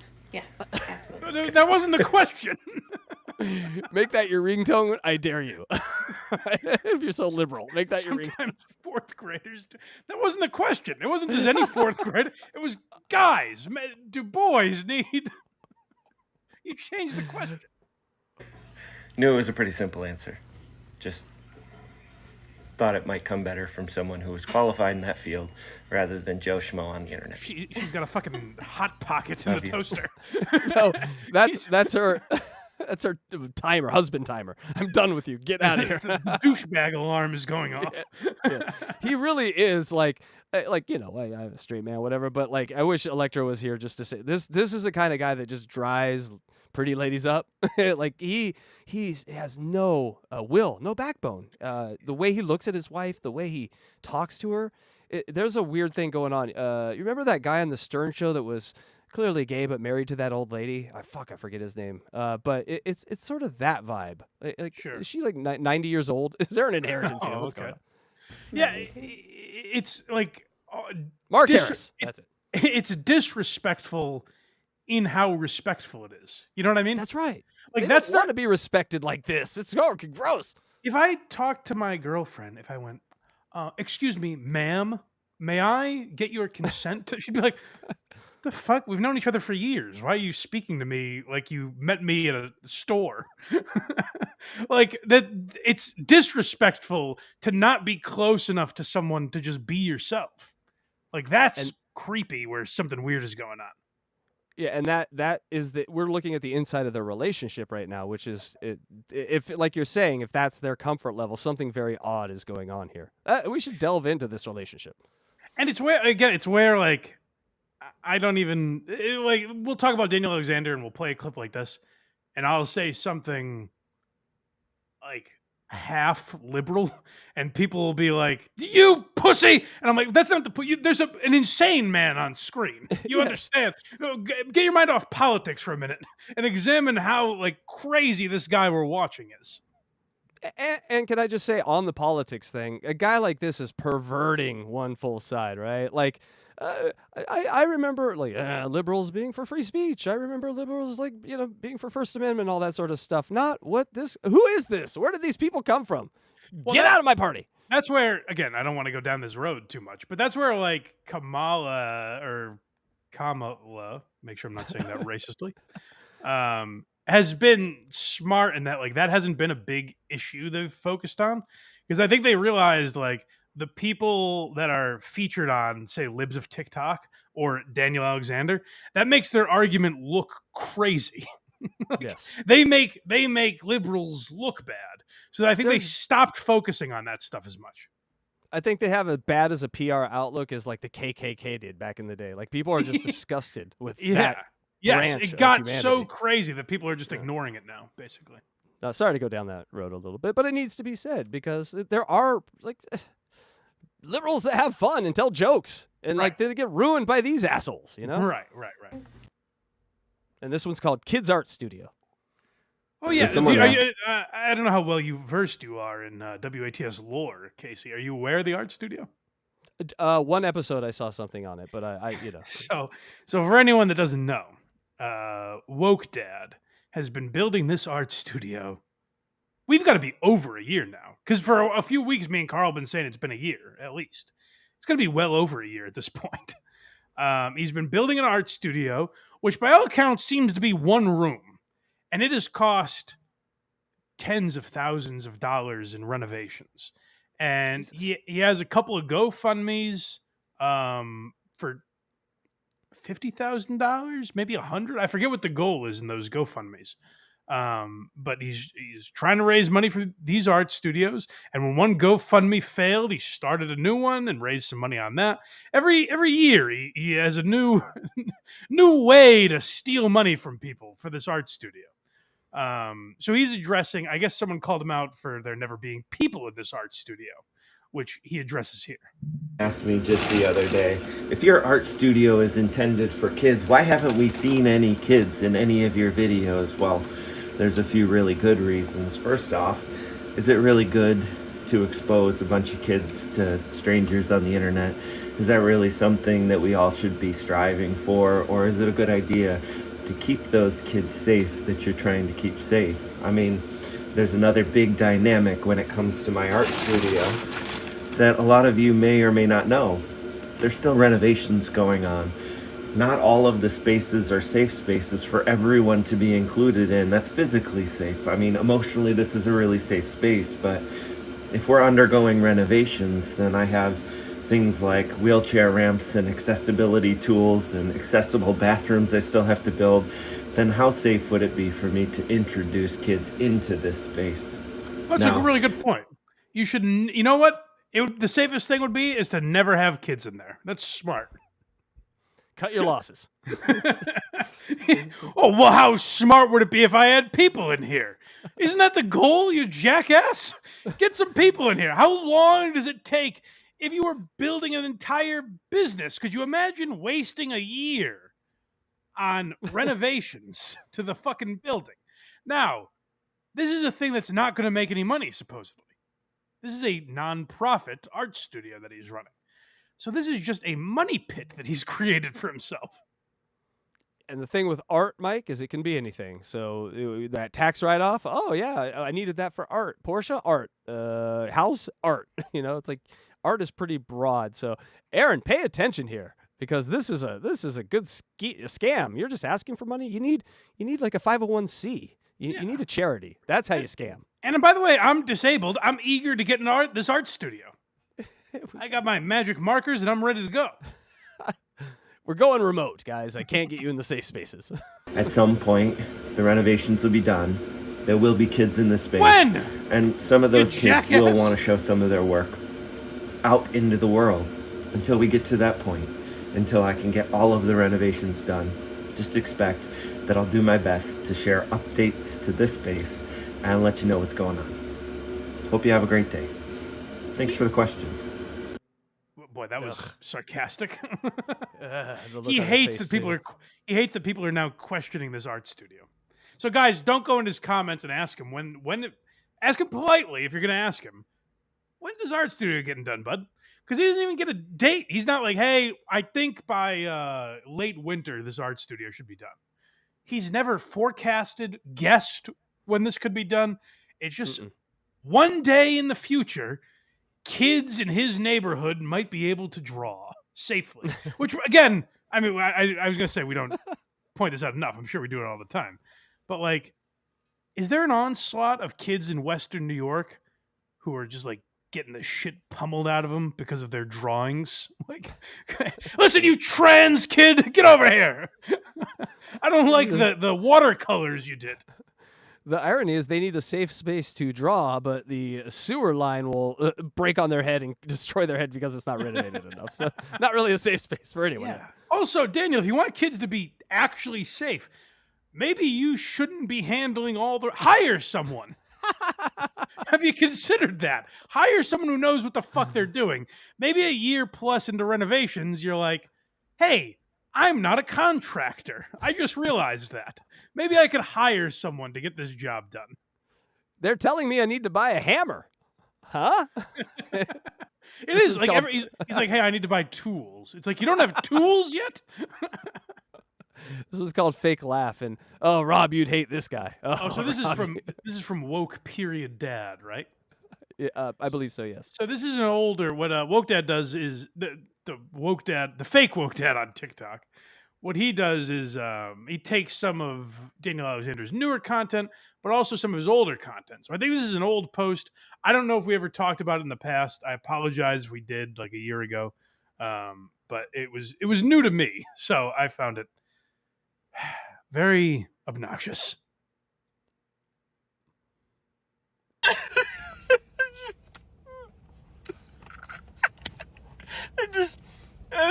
Oh God!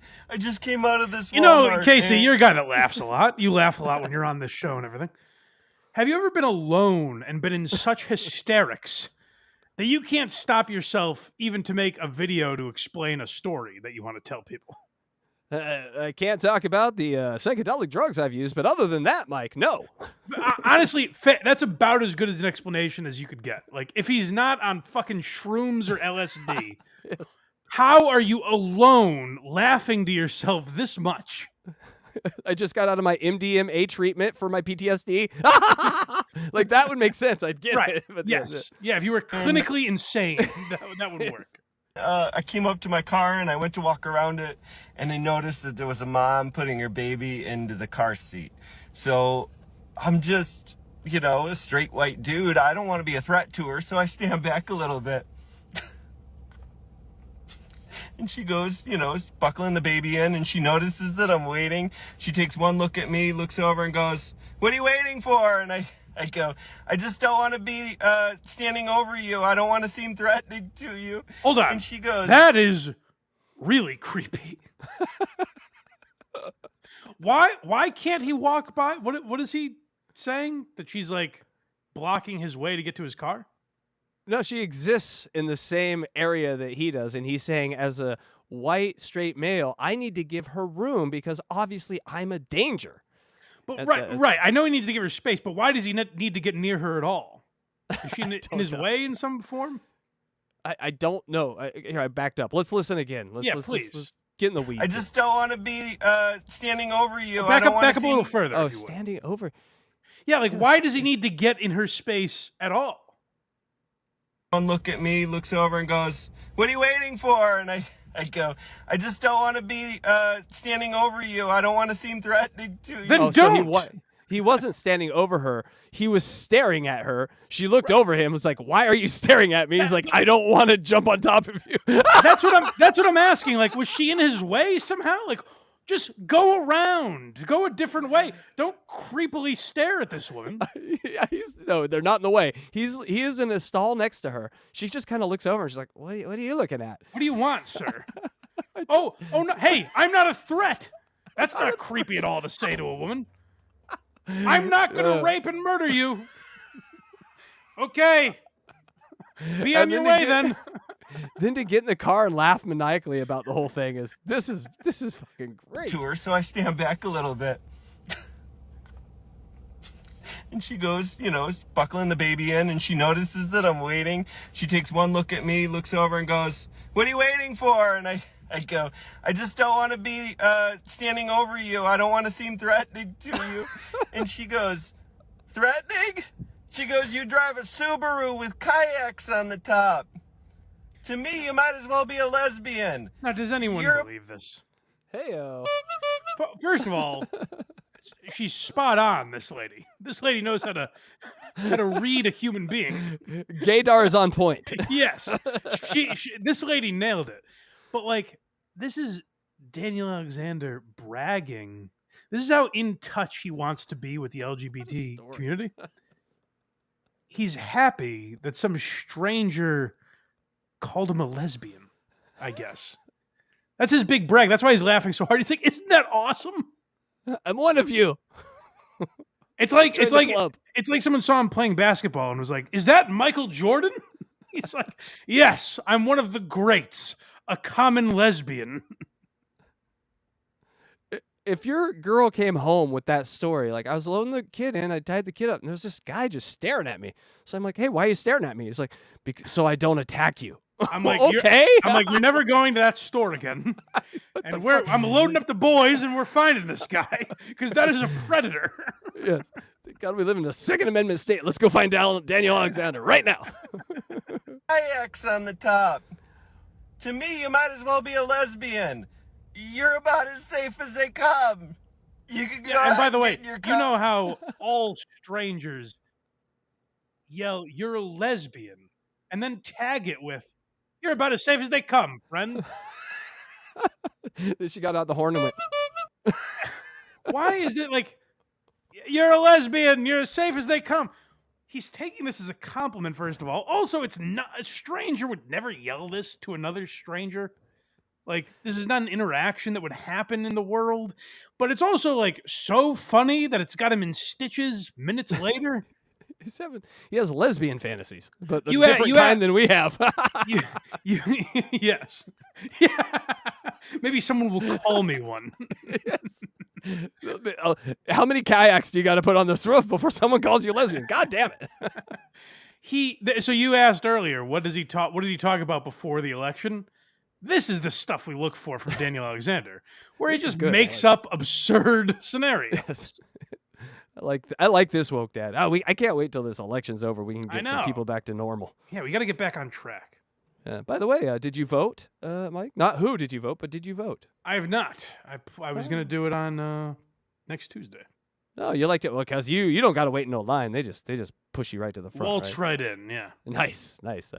All right, we have a few more seconds here. So apparently, as a cis straight white dude, I'm not threatening because I drive a Subaru with kayaks on the top. Why is that funny? Oh, that made my day. How would it make your? What? Someone thought I was a lady that licks vagina. That made my day. And like a sick man. Casey's stunned. I am. I'd file that away in like a distant memory. He's like, let me get my phone. I got to put this online as fast as I can't forget one detail of this interaction. But he doesn't even have time for the thought process you just laid out. Because in order for him to still be laughing like that, like if you pulled out your phone and then went to camera and hit record, that would be enough time. That few seconds would be enough time for you to be like, whew, okay, all right. Compose yourself, Daniel. Tell the fucking story. But yeah, it's a psychotic way to behave. So that's the Daniel Alexander we're hoping to get back to. That's woke.dad is follow woke. The handle is woke.dad on TikTok. So follow him. Follow him. Follow the shoe fits or whatever the fuck his handle is. But woke.dad is better because you get a lot of the oldies to pop up in your timeline as well. All right, now Mike, before we get to the goal guy, well, let's get some of these super chats in. Well, let's try and hit the goal, gang. Yes. We don't have too much time left, so hit the goal. Red 473, $4.99. Mike, would you ever to an WAYL on Jim and Sam? Would you ever do a Why Are You Laughing on Jim and Sam? I'm a big fan of Jim too, and enjoyed the show at the beginning, but felt like it fell off. O&A retirement show. Yeah, there could be something there. I don't see why not. Maybe I assume Jim and Sam, I don't know when their contract is up. It's either up this January or next January. So maybe when that show ends, that could be a good episode. Good idea. There you go. Congratulations, Red 473. He's never done one I suggested. Icon buckets, $2. Well, I haven't done that, guys, either. Yeah. I say yes to a lot, and they're on a list somewhere, and I'll get to them eventually. That's a good move. Icon buckets, $2. God gave you a mouth. Use it. I have a waterfall. I was talking about. It's John Cerasani. Yeah. I have a waterfall. That's a very funny tag to that lesson. Icon buckets, another $2. A new Craig segment, Kid of the Week. Yay, Kid of the Week. Wouldn't be a good segment for that kid. I don't think it'd be healthy for him. No. 2 pounds maybe from Radish. The CEO of a nonprofit can still get paid by it. Yes. That's what I'm saying. Aaron is doing the wrong sort of goal. You get yourself a nice little shady nonprofit. Woo-wee. Yes. Church of the Toe. Yeah. Oh, it's already. I think that's already out there a little bit. The Church of the Toe. Lev Kramer, California or Canada, $5 Canadian. Sorry, Mike. I don't think it's Californian dollars. It's worth more. We're the 5th biggest economy in the world, baby. Got our own dollar. No, it's Canada. Sorry, Mike. You can't go to the art studio. It doesn't have a blind people ramp yet. No, I'm sorry, Mike. You can't hit there. It's not a safe space for you. Joy Loiterer, J Loiterer, $4.99. Thanks for the show. I saw there was no who are these socials and was like, what the fuck? BMWO.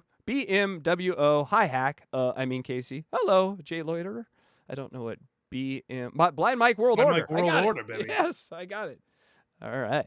I'm not great with reading today for some reason. Right. Neither am I. Rockerbee 2002, $5. No way woke dad would be confused for a lesbian. Lesbians actually get poon. Yes. It's a fair point, yeah. All right. Time for a little steel toe. So, I alluded to this on the Blind Mike Project the other day. We didn't have time to get to it, but I said there's some steel toe business I wanted to talk about. And I brought it up on this little piggy last week as I exited, so we didn't spend too much time on it. But this is bothering me because, like, I like what I've seen from Patrick Melton. I messaged with him once. He seems like a decent enough guy. I don't know him other than that. I don't know Aaron at all. I don't know why we've resorted to litigation. Why are we all going the route of lawsuits now? I don't understand it. It's very strange to me, so I just wanted to comment on it a little bit because they've both been talking about it on their respective shows. We have a clip from Stalin 19 and a clip from Doom here. They've both been doing a good job covering all this. So subscribe to them on YouTube because if you don't feel like listening to 4.5 hours of Aaron to get to the good parts, then Doom and Stalin 19 got you covered. But who are we starting with, Aaron? Yeah, I have Aaron up, but I can do either. But it's Star Killer is the first one. Actually, you know what? Let's start with Patrick because I think chronologically his was first. No problem. Let me just grab that real quick. Boom. Yeah. Here we so go. Patrick Melton's been talking about. I don't know what's happened since this, but he's been hinting at litigation and talking about going after Aaron for harassing him, I guess. And I don't know why. Like, I've seen Patrick be funny. I also know that Patrick dealt with Red Bar and I assumed learned some lessons as to how to not go about things on the internet. So I don't know why he's doing this, like, I'm going to sue you thing now, because it's not the funny way to go. And I've seen Patrick be funny making fun of Aaron. So that's maybe there's a bit that I'm missing that I'm not in on or something. But this clip struck me as odd when I saw it. I have asked now Aaron M. Holt 3 times on the show, and I've asked him on Twitter to please stop accusing me of harassment. Please stop saying I harassed your daughter. I'm not going to ask again. This is the last time I'm going to ask. Again, I was told I have to do this. You know, this is the first step. You have to stop saying that about me. That's a horrible thing you're saying. It really is gross. So basically, Aaron has been doing this. He's been going on and like insinuating that Patrick's into some weird stuff with children, and he's been saying that Patrick is like harassed his daughter. Patrick said shit about Aaron's daughter that I wouldn't say on my show. It's just not how I play ball, as they say. But like, he didn't say anything illegal. Certainly, there's nothing that would be seen as jail time from Nobody Likes Onions. Like he said, he's, in my opinion, crossed the line, but I say cross the line like for my own personal thing. If Patrick Melton wants to do that, by all means, do whatever the fuck you want on your own show. So I don't know why Aaron is like, I'm going to get the law involved now. He's been suggesting that. And then he's been he's hinting at having his audience just flood Patrick with these messages about pedophilia. So Patrick obviously doesn't like that. Why would you stoop to Aaron's level and be like, no, I'm going to go after you legally? Like, there should be a battle of wits. These should be a battles of jokes, not who's got the most expensive lawyer. Like, that's where this whole dabble verse or whatever you want to call it, whatever this is where it reaches a breaking point with me, and I don't want to attach myself to that end of the world where I don't have interest in being in lawsuits with that. If you guys want to make fun of me, call me whatever you want, go for it. I probably wouldn't listen to it if I didn't like it. You know, that's my stance on it. I'm not going to call my lawyer and get them involved. So I don't know why Patrick's going this route. Maybe there will be a payoff that I just don't see coming, ironically. But let's just hear a little more from Patrick. My only thinking is that, like, last year he had that guy sue him, Patrick, for like the comedy thing, and he took him to court, and people watched that. So I mean, it is content. So here's something that I will add. I don't know enough about Patrick. I don't even know what you're talking about. What do you mean? Oh, okay. Last year, a guy sued him, like a comedian sued him, and he had to go, and he was the defendant. And there's tape of him going to court, talking to a judge, and the judge is like, well, yeah, that's what they do. They make fun of you. There's nothing illegal about that. And so Patrick essentially won that. Butch something was his name. Yeah. And so I agree with that. Yeah. So, but it also got Patrick a lot of eyes and a lot of views. And so I'm thinking that I'm thinking that this sort of thing with Aaron is the guy you tangle with right now if you want to get major views. Sure. And if you have lawsuits and stuff going, they don't even have to be real. You serve a few papers here or there, it costs you a few $100. Meanwhile, you get in thousands in super chats. I think he's playing a long game here. Yeah, well, you might be right. If Aaron was doing that, we would all be making fun of him. You know? If Aaron was doing some fake thing for views where he's threatening lawsuits and all that, like we'd all be making fun of him. I assume Patrick would be included in that. That's why I don't get the idea. It never has to go that route, as evidently Patrick learned. I didn't know about that lawsuit, but obviously he knows that too. He's like, what do you mean I'm making fun of this guy on the internet? I guess Patrick's saying it's affecting other aspects of his life. I don't know enough about that. And I'm also like not a confrontational guy. I don't want this to be a thing where Patrick sees this clip and then he's calling me an asshole and all that. I don't think any of this needs to go that way. Like, I think we can all be funny and make fun of Aaron, make fun of Patrick, and make fun of me, whoever. We don't need to get the courts involved. That's what's crazy to me. We need a court of comedy, with some comedy judges where they can, Judge Cardiff Electra. Yeah. Yes. Desperate. It just feels desperate, man. Again, they're doing this to you online. Somebody sent me a link the other day that they're doing this to the this blew my mind. That the guy who runs the Kiwi Farms, they call him a pedophile. That sounds like what they do, dog. That sounds like what they do. Well, yeah, so I would say to Patrick, like, yeah, that's what they do. Like, there are people online that are assholes, I think Patrick knows that. I've had this man's moderators call me a drug-addicted murderer on Twitter.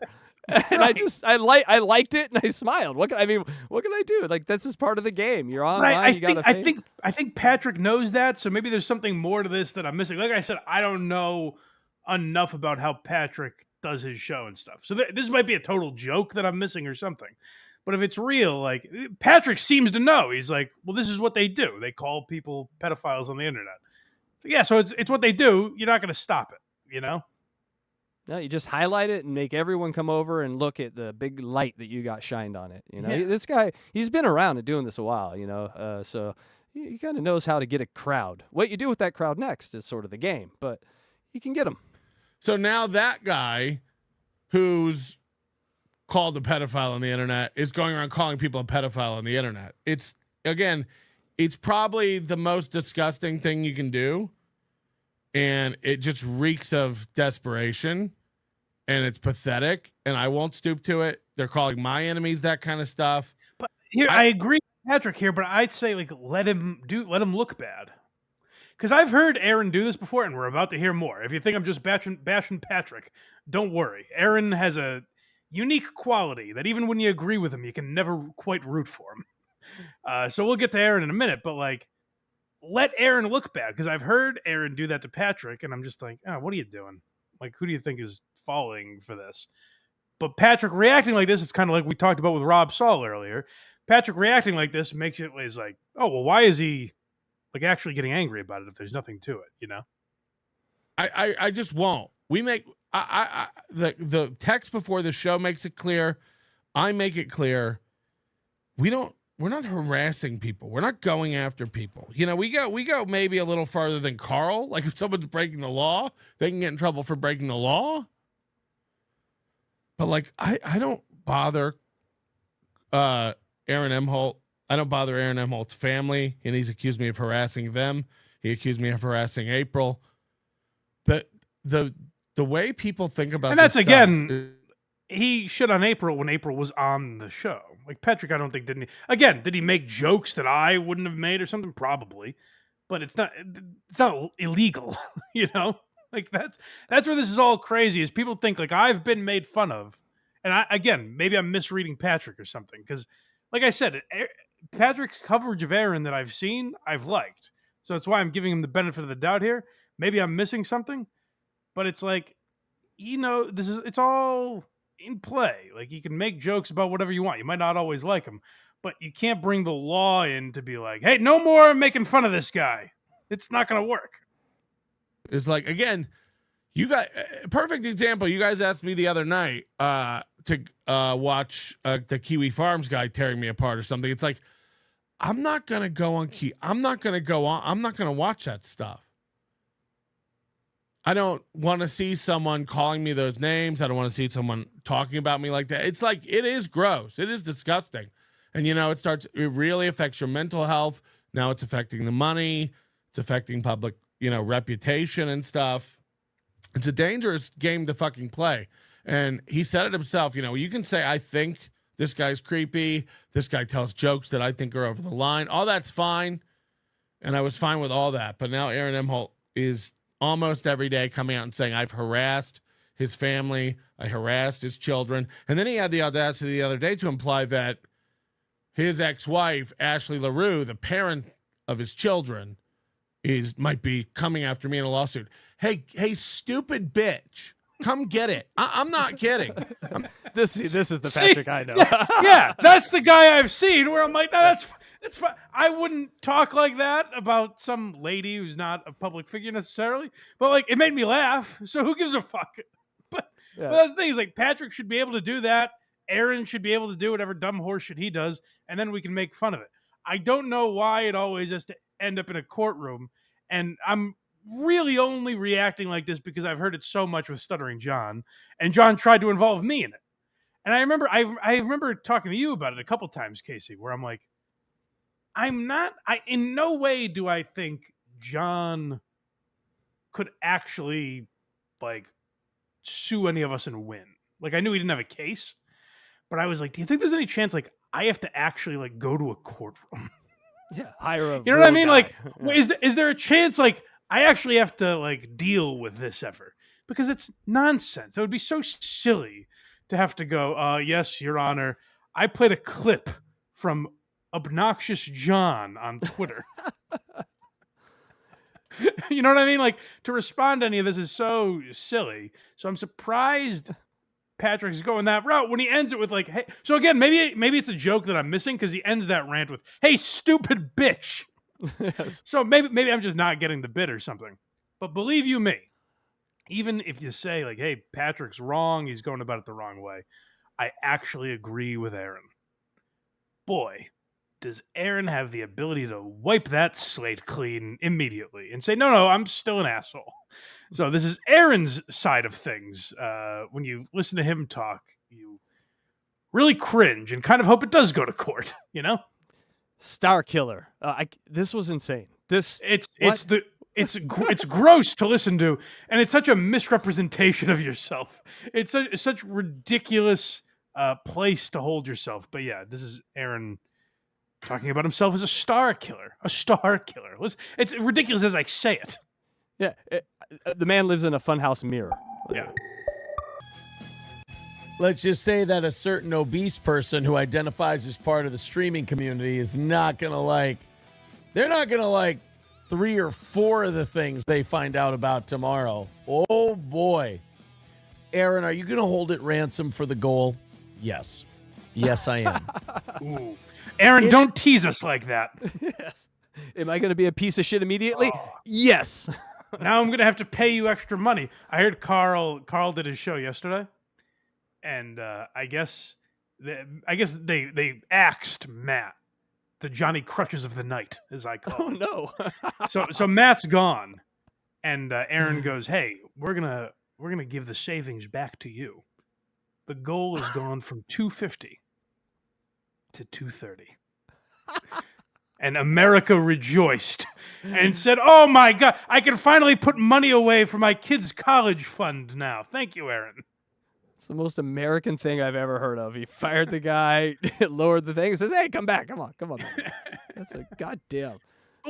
Already, like you hear Aaron threatening lawsuits, and you're like, all right, you know what? I hope you actually sue Patrick now and lose. Because this is, you know what I mean? Like a minute ago, I was like, oh, Patrick, don't do this. And Aaron wipes it away. And you're like, you know what, Patrick, go for it. Sue the fucker. I fear for Johnny Crutches, I got to say. He's next. Is the positivity era of Steel Toe the power of the positivity era? Just you don't know about this? No, what is the positivity era? So now he brings up the goal by saying like, hey gang, we don't even care about the goal. Whatever you can afford. Streamlabs, PayPal, Venmo. We talked about it, right? That. Yeah, we discovered. Okay, but he's still doing it. Yep. Yeah. And it seems to be working for him. of positivity is killing it right now, I have to say.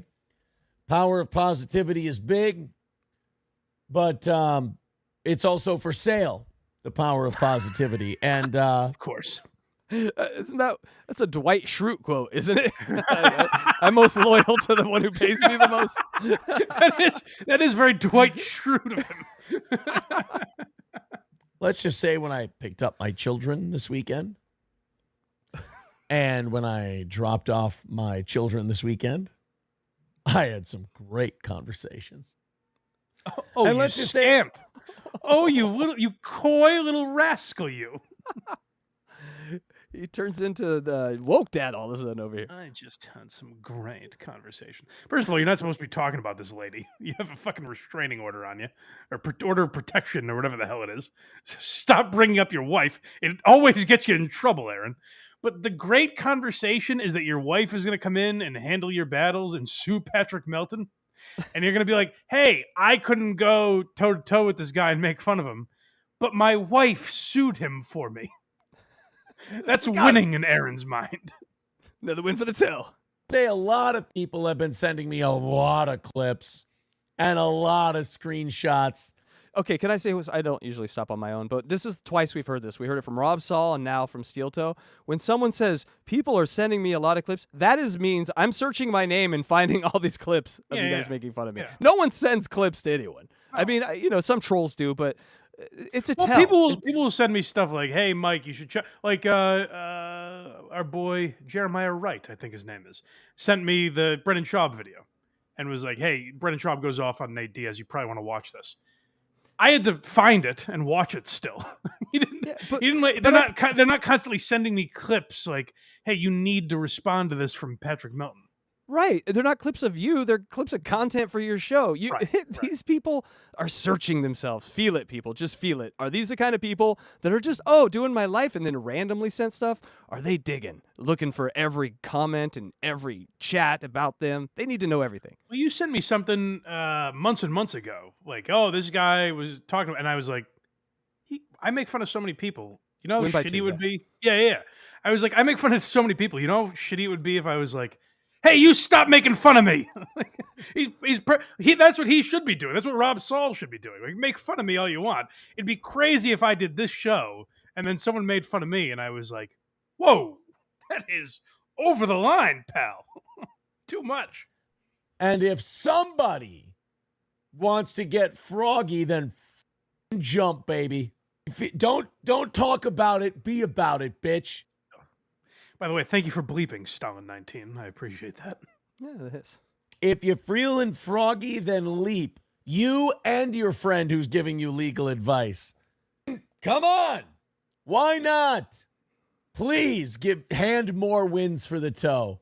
Ugh. You can't sit there and thump your chest and act like you're a badass for 2 years and then cry like a bitch. Well, so he has a point, but your response, Aaron, is now having your ex-wife sue him. So you can't act like you've won in some way. You didn't cut him down with your words. You're having your wife take care of it for you. Why are you acting like you've slayed the dragon that's been after you? Finally, I said the magical joke that tore down Patrick Melton. No. He made fun of you for 2 years, and now your wife is evidently going to sue him or whatever you're hinting at. Patrick had the foot on the pedal for 2 straight years, just slamming him to the wall. He takes it off for half a second. I win for the toe. But Aaron couldn't handle it for 2 years, and now there's like lawsuits being threatened, and he's like, I won. Like, end of game's over. I win. It's like if tomorrow night the Yankees are up in the 6th inning and they're like, so the game's over, right? It's like, well, no, we have to keep playing. You can't just because you've taken the lead, you can't just decide it's over.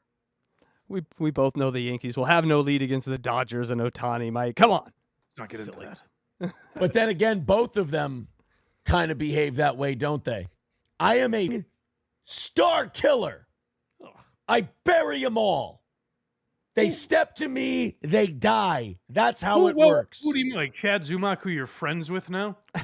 Star killer. What a I'm sorry. Let me rephrase. Chad Zumock, who you want to be friends with, who doesn't really accept it. Who are the other stars you've killed? Like, this is Aaron trying to be cool, and then he'll say, if he's ever questioned on it, he'll say he was being tongue-in-cheek. But this is how he views himself. He says, how many times have we heard him say he's one of the 3 best broadcasters that have ever lived, behind Bubba the Love Sponge and Anthony Cumia, which is a bizarre list, but... Yeah. Again, all these guys, these broadcasters are all looking down. They don't look up and see like, oh, there's a guy with a ferret farm that has 5 million viewers live right now. Yeah. God damn. Like, come on, have some perspective. Listen, guys, Aaron has amassed 13,000 followers on YouTube. This is a giant in the industry. That's like the 50th largest city in Oregon. Like, Aaron has more YouTube followers than I do. So good for you, buddy. I don't talk like this. No one should talk like this. Rogan doesn't talk like this. It's a crazy way for a man with a YouTube channel, essentially the same size as mine, to be like, I am a star. I'm a golden god. He's the White Cat Williams. But Cat has swagger. Cat has a reason to talk like that. Yeah, Cat Williams is a star. Aaron is far from it. And me, the big fish, eat the little fish, and I just keep swimming along. I'm not even a big fish, nor have I ever pretended to be. But never pretended to be. Aaron, dig way back in your memory to about 8 seconds ago when you called yourself a star killer. I'm a star killer, gobbling up more wins for the toe. And I'm also a very humble man who's never claimed to be anything more than he is. The humblest. Those who come to try to take a bite end up poisoned. It's weird. I mean, who? I will say who are the other examples of this? It's like, like Patrick tomorrow could be like, I was fucking around. You know what I mean?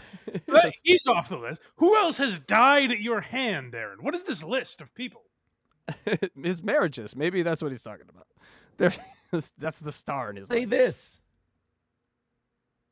And time will bear this out, and time already has borne this out. I killed the biggest star in YouTube history. Killed it. Myself. So he means Nick Rekieta, right? Huh? He means Nick Rekieta. Is he talking Keemstar? Mr. Beast? What is he talking about? Biggest star. So I guess I assume the math he's using is Nick Rekieta like led the world in super chats for a while or something, right? Okay. So I guess by that logic, he's saying that he shattered YouTube. Google had to ask some questions because they were like, is YouTube even worth having anymore? Because Aaron has destroyed our business model. What's the point of running this operation anymore? So yeah, Aaron, that's the, I guess I forgot that part of the clip. I guess that's the star that he's killed is Nick Rekieta. Yeah, it had to be because I was thinking like, if he Patrick, who? what again, is he talking about? Again, by killed, do you mean? And this is all alleged. I don't know if this happened. Do you mean that you tattled to the cops that he was doing drugs? Is that the big kill? Because you could taste it in his semen. Is that why? Oh, well, we'll get there. Actually, don't you worry. But like again. Howard would quote unquote kill people. He would literally hold a funeral in like Philadelphia to dance on John DeBella's grave. And Mark and Brian in LA. Yeah. Like he would do that shit to make fun of his enemies. It was with his words on his show. It wasn't through legal bullshit. Like I don't get why those are wins in this world all of a sudden. This one's called Broken Heart, and I think we're talking about. Oh, that's what I was talking about. So he talks about Nick Rekieta here, and it's like something weird was going on with these guys, you know? And I have more to add because I saw a text thread that really got my stomach churning. Okay. Far be it Mock Fry says, I hear Nick loves cardboard cocaine and regular cocaine. I also hear he absolutely loves incorrect legal takes to the point where he defends people who have made horrific statements about children. was a really smooth. That was a really smooth analogy. Put it on a T-shirt. My God, it's like a "Just Do It" logo. Man, you can hate me all you want. I've never had someone hate me so much that they've been like, "I'll side with the most vilified man out there." Okay, I mean, again, do you know who he's referring to about the most vilified man out there? I have no idea. He's talking about Patrick Melton. Oh my! What is perspective with this guy? Again, like I was critical of Patrick's handling of this, and now he's making me go against fucking Aaron because Patrick's not the most vilified. No, who gives a shit?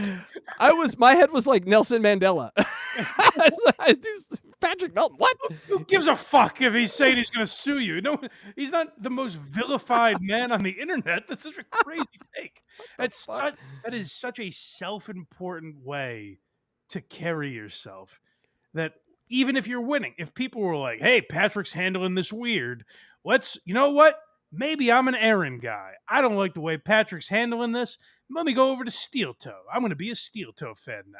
Oh, never mind. He's being the same jackass that we've been making fun of for a year. I mean, really, it might be a gay thing. I think I broke his heart. I really do. It has to be I broke his heart. Okay, so he's talking about Rekieta again. Yep. That is the way you would talk about a man you had an intimate relationship with, right? Yes. Like if me and Casey had a falling out and then he just started like shitting on me, I wouldn't be like, I guess he's in love with me and I broke his heart. You know what I mean? Like that wouldn't be the first leap I would make as to why you're angry with me. No, but if the Blind Mike's penis had been in my mouth, then I would think, oh God, maybe it is because of the gay thing. It's a bad analogy. Casey has said some things that make me think maybe I did break his heart, but a different person, I guess. Has to be. You can't look at what that man has done to follow me. It has to be a broken heart. It's got to be, and I'm not even going to say it's gay. It could be pansexual. The man just could not be able to control himself. I don't know what it is. But in my opinion, he's clearly heartbroken. But why do you think that? You wouldn't just think that about a guy you had a totally heterosexual relationship with. You know what I mean? We got an argument over the Super Bowl, Mike. That's what it was. Yeah. This is where Aaron alludes to things, but doesn't give us all the details. And clearly, there's something. He's like, "Oh, now I'm so honest. I've repented. Now I'm super honest. Hey, maybe Nick hates you because you might have gotten the cops called to his house, and maybe his kid's taken away, and now he's got." Now, I'm not even saying I think Aaron was wrong in that. Like, if those kids were in danger, the guy fucking stole his wife. Do what you got to do, Aaron. I don't really give a fuck about that aspect of it. But when you're like, why does this man hate me? I can think of a couple reasons, you know? So that tweet thread I saw was just a bunch of people going off on ideas of the gross things that happened between Rekieta. And they're like, oh, I bet Aaron snuck out, went over to Rekieta's house, got loaded up, and then came back and then fed a dinner to Aaron. Yeah. That's the way I can say. Oh, you nice. might have sent this to me. Yeah. Yeah, and then in the next response was Rekieta going, I period have period stories period to period tell period. Like, that's true. That thing you just said about being full and then Aaron emptying. Right. Well, but again, Aaron's like, I'm the cool guy here. He's heartbroken. It's like, well, you both. It takes two. Put it that way. It would take both of you in this situation for him to have been heartbroken. Man loves takes two, Aaron. He loves associating with people who say horrible things about not only children, but children he's met, children he knows, children that his girlfriend used to be the stepmom of. I mean, bizarre. If he ain't heartbroken and I didn't break his heart and he's not a little bit gay for me, then it's even more. Can you imagine, just thinking of, because we didn't cover a lot of, Aaron with the Requietas or anything? No. Can you imagine, if they're just YouTubers. They met because they're both on YouTube. Like, if I met David Collins and then, he stole my girlfriend and and now she lives with him. You know what I mean? Now- Like it would be it's the craziest thing that he's just brushed off as like that's life. That's what happens. That happens. You know, it happens. Now they become your number one fan. That's a David Collins joke. Like it's rare that saying you're a homo for somebody is actually the best way to go. Because otherwise you just look a little questionable yourself. Link to the Jake says I he don't even needed get that. I don't even get what that means. I don't either, but he had his pinky out really far when he said it when he was drinking. Daddy But figure. he said calling him a homo is the best way to go. Otherwise, you look a little questionable. So what's questionable? That he's not gay? I think you've what's the questionable route? If he's gay, Mike, he's if gay. God damn it. Gay is the not questionable aspect. What's the questionable route? That he's straight? Yes, I think that is questionable at this point. I don't That's in question. There's nothing straight about this. His life. Well, he never called me daddy, but Ew. These guys. That's how it ends. These guys. Listen, I don't want lawsuits, but based on this, like these guys fucked, right? They had a romantic. I'm leaning like if Rob Saul is like 70% or like plus 100, I'd say this is minus 100. You're losing money if you put money on this one. Yeah, it's so gross. Very weird. Yeah, so it's all very weird. And like I said, like I don't like the idea of being like I'm gonna have to sue this guy. And so I was gonna be like, oh, Patrick's behaving a little weird, and then you go right to Aaron. You're like, how's he handling this? Oh, shocking, way worse. Who would have guessed? So I'm going to give Patrick the benefit of the doubt and say that's the calculation. Like I'll just throw up a grenade and this retard will fumble it in his hands. And then I owe Patrick a full apology if that's the case. Brilliant. If you got him to act like this just by pulling your marionette strings, brilliant. So yes. I mean, look what we did with the goal. It made him happy. The goal show turned him, changed his whole persona. So he really does did. watch this shit, you know? Yeah. No, you're right. That's true. All right, here's some super chats, Mike. We'll get you out of here. I Come Buckets, $2. I'm with Red Bar. I Come Buckets. Thank you, buddy. Yes, we don't have many super chatters, but they chime in often. I Come Bucket says, I'm with Red Bar. Melton is a shady, nasty dude. That's I didn't opinions. follow the whole Patrick Melton thing with Red Bar. I watched Red Bar a little like when he started going after Matarese. That's when but I don't know the Melton Red Bar lore really. Yeah, we like to keep it fun over here. That didn't seem too fun, that one. That seemed like another one going towards the lawsuits and shit like that. So, Rocker B, 2002, $5. Funny how the toe will snitch out his wife and her lover to the cops, but not the guy who supposedly is harassing his little girl. Yeah, that'll tease and let his ex-wife take care of. Yeah. God damn, what a dad, huh? Lev Kramer with a Canadian $5. Patrick did say he thought it would be funny for Aaron to have another legal case on top of all the other legal cases Aaron has, a third HRO.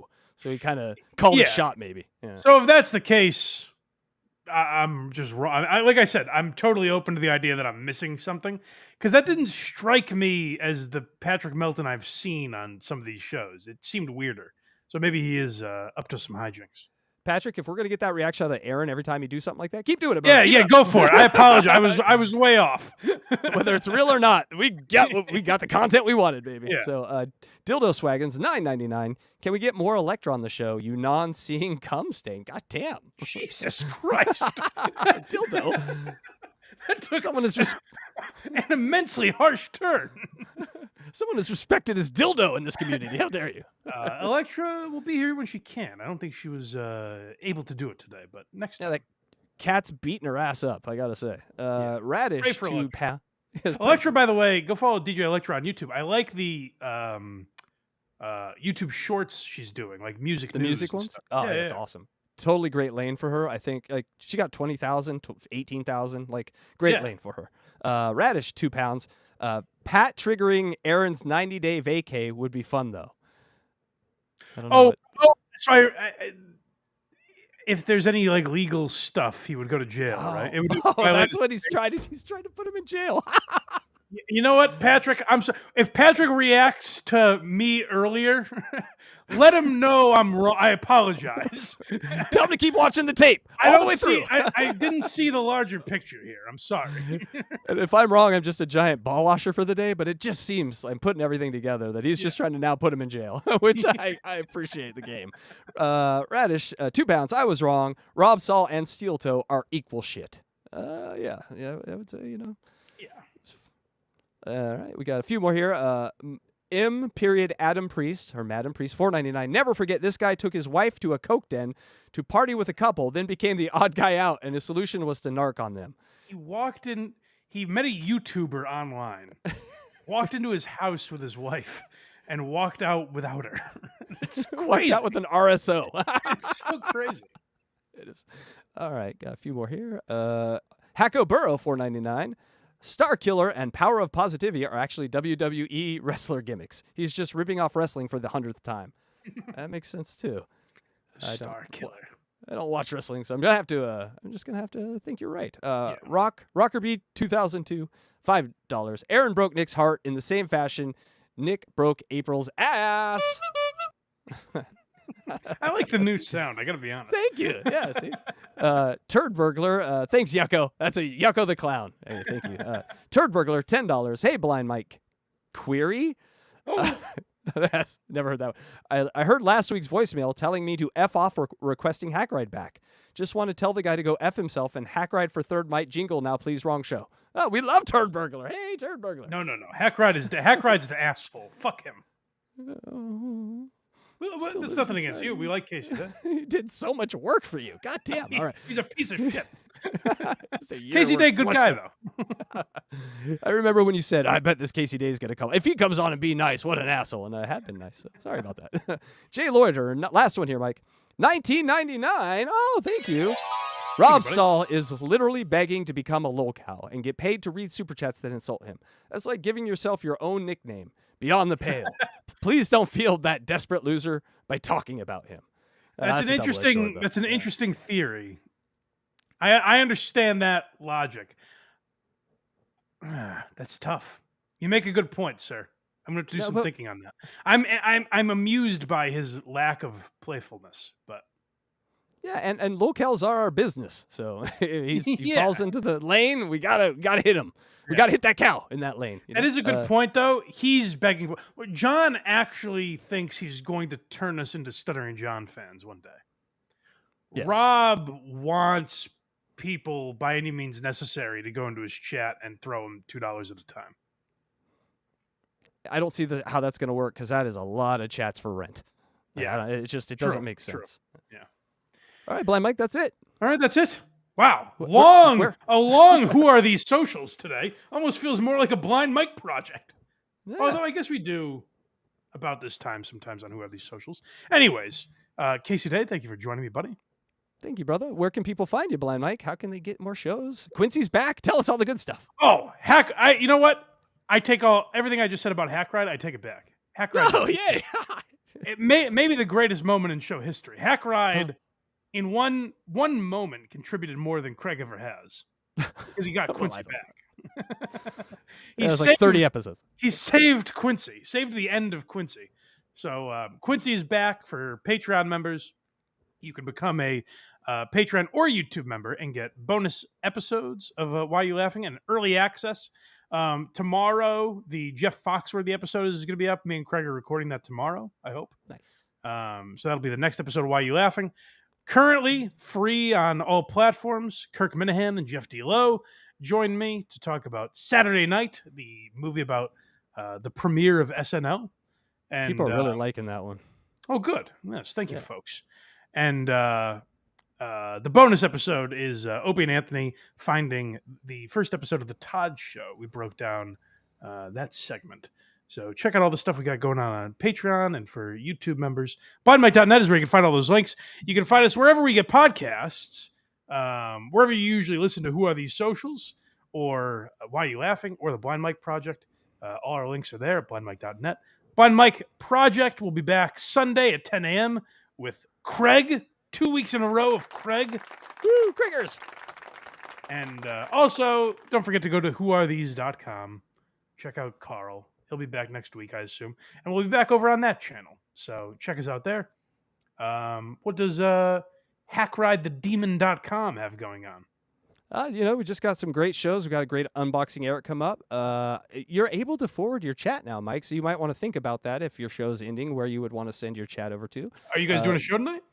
We're not doing it tonight, but I did forward it to our next show Sunday. But just in the future, if you know any shows, just to see if it worked. But if you know any shows you want to send them to, you can now do that as a branded account. So some information here at the end of the show. We should do that every Sunday for Unboxing Eric. Oh, that's so nice of you. Yes, go to HackRide the Demon and then just have a great night, everyone. Yeah. Thank you guys for watching, and see you never, folks.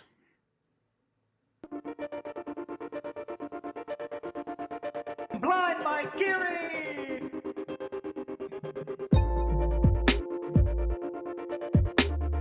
I talk like this. It's silly. This is my punchline as a boy.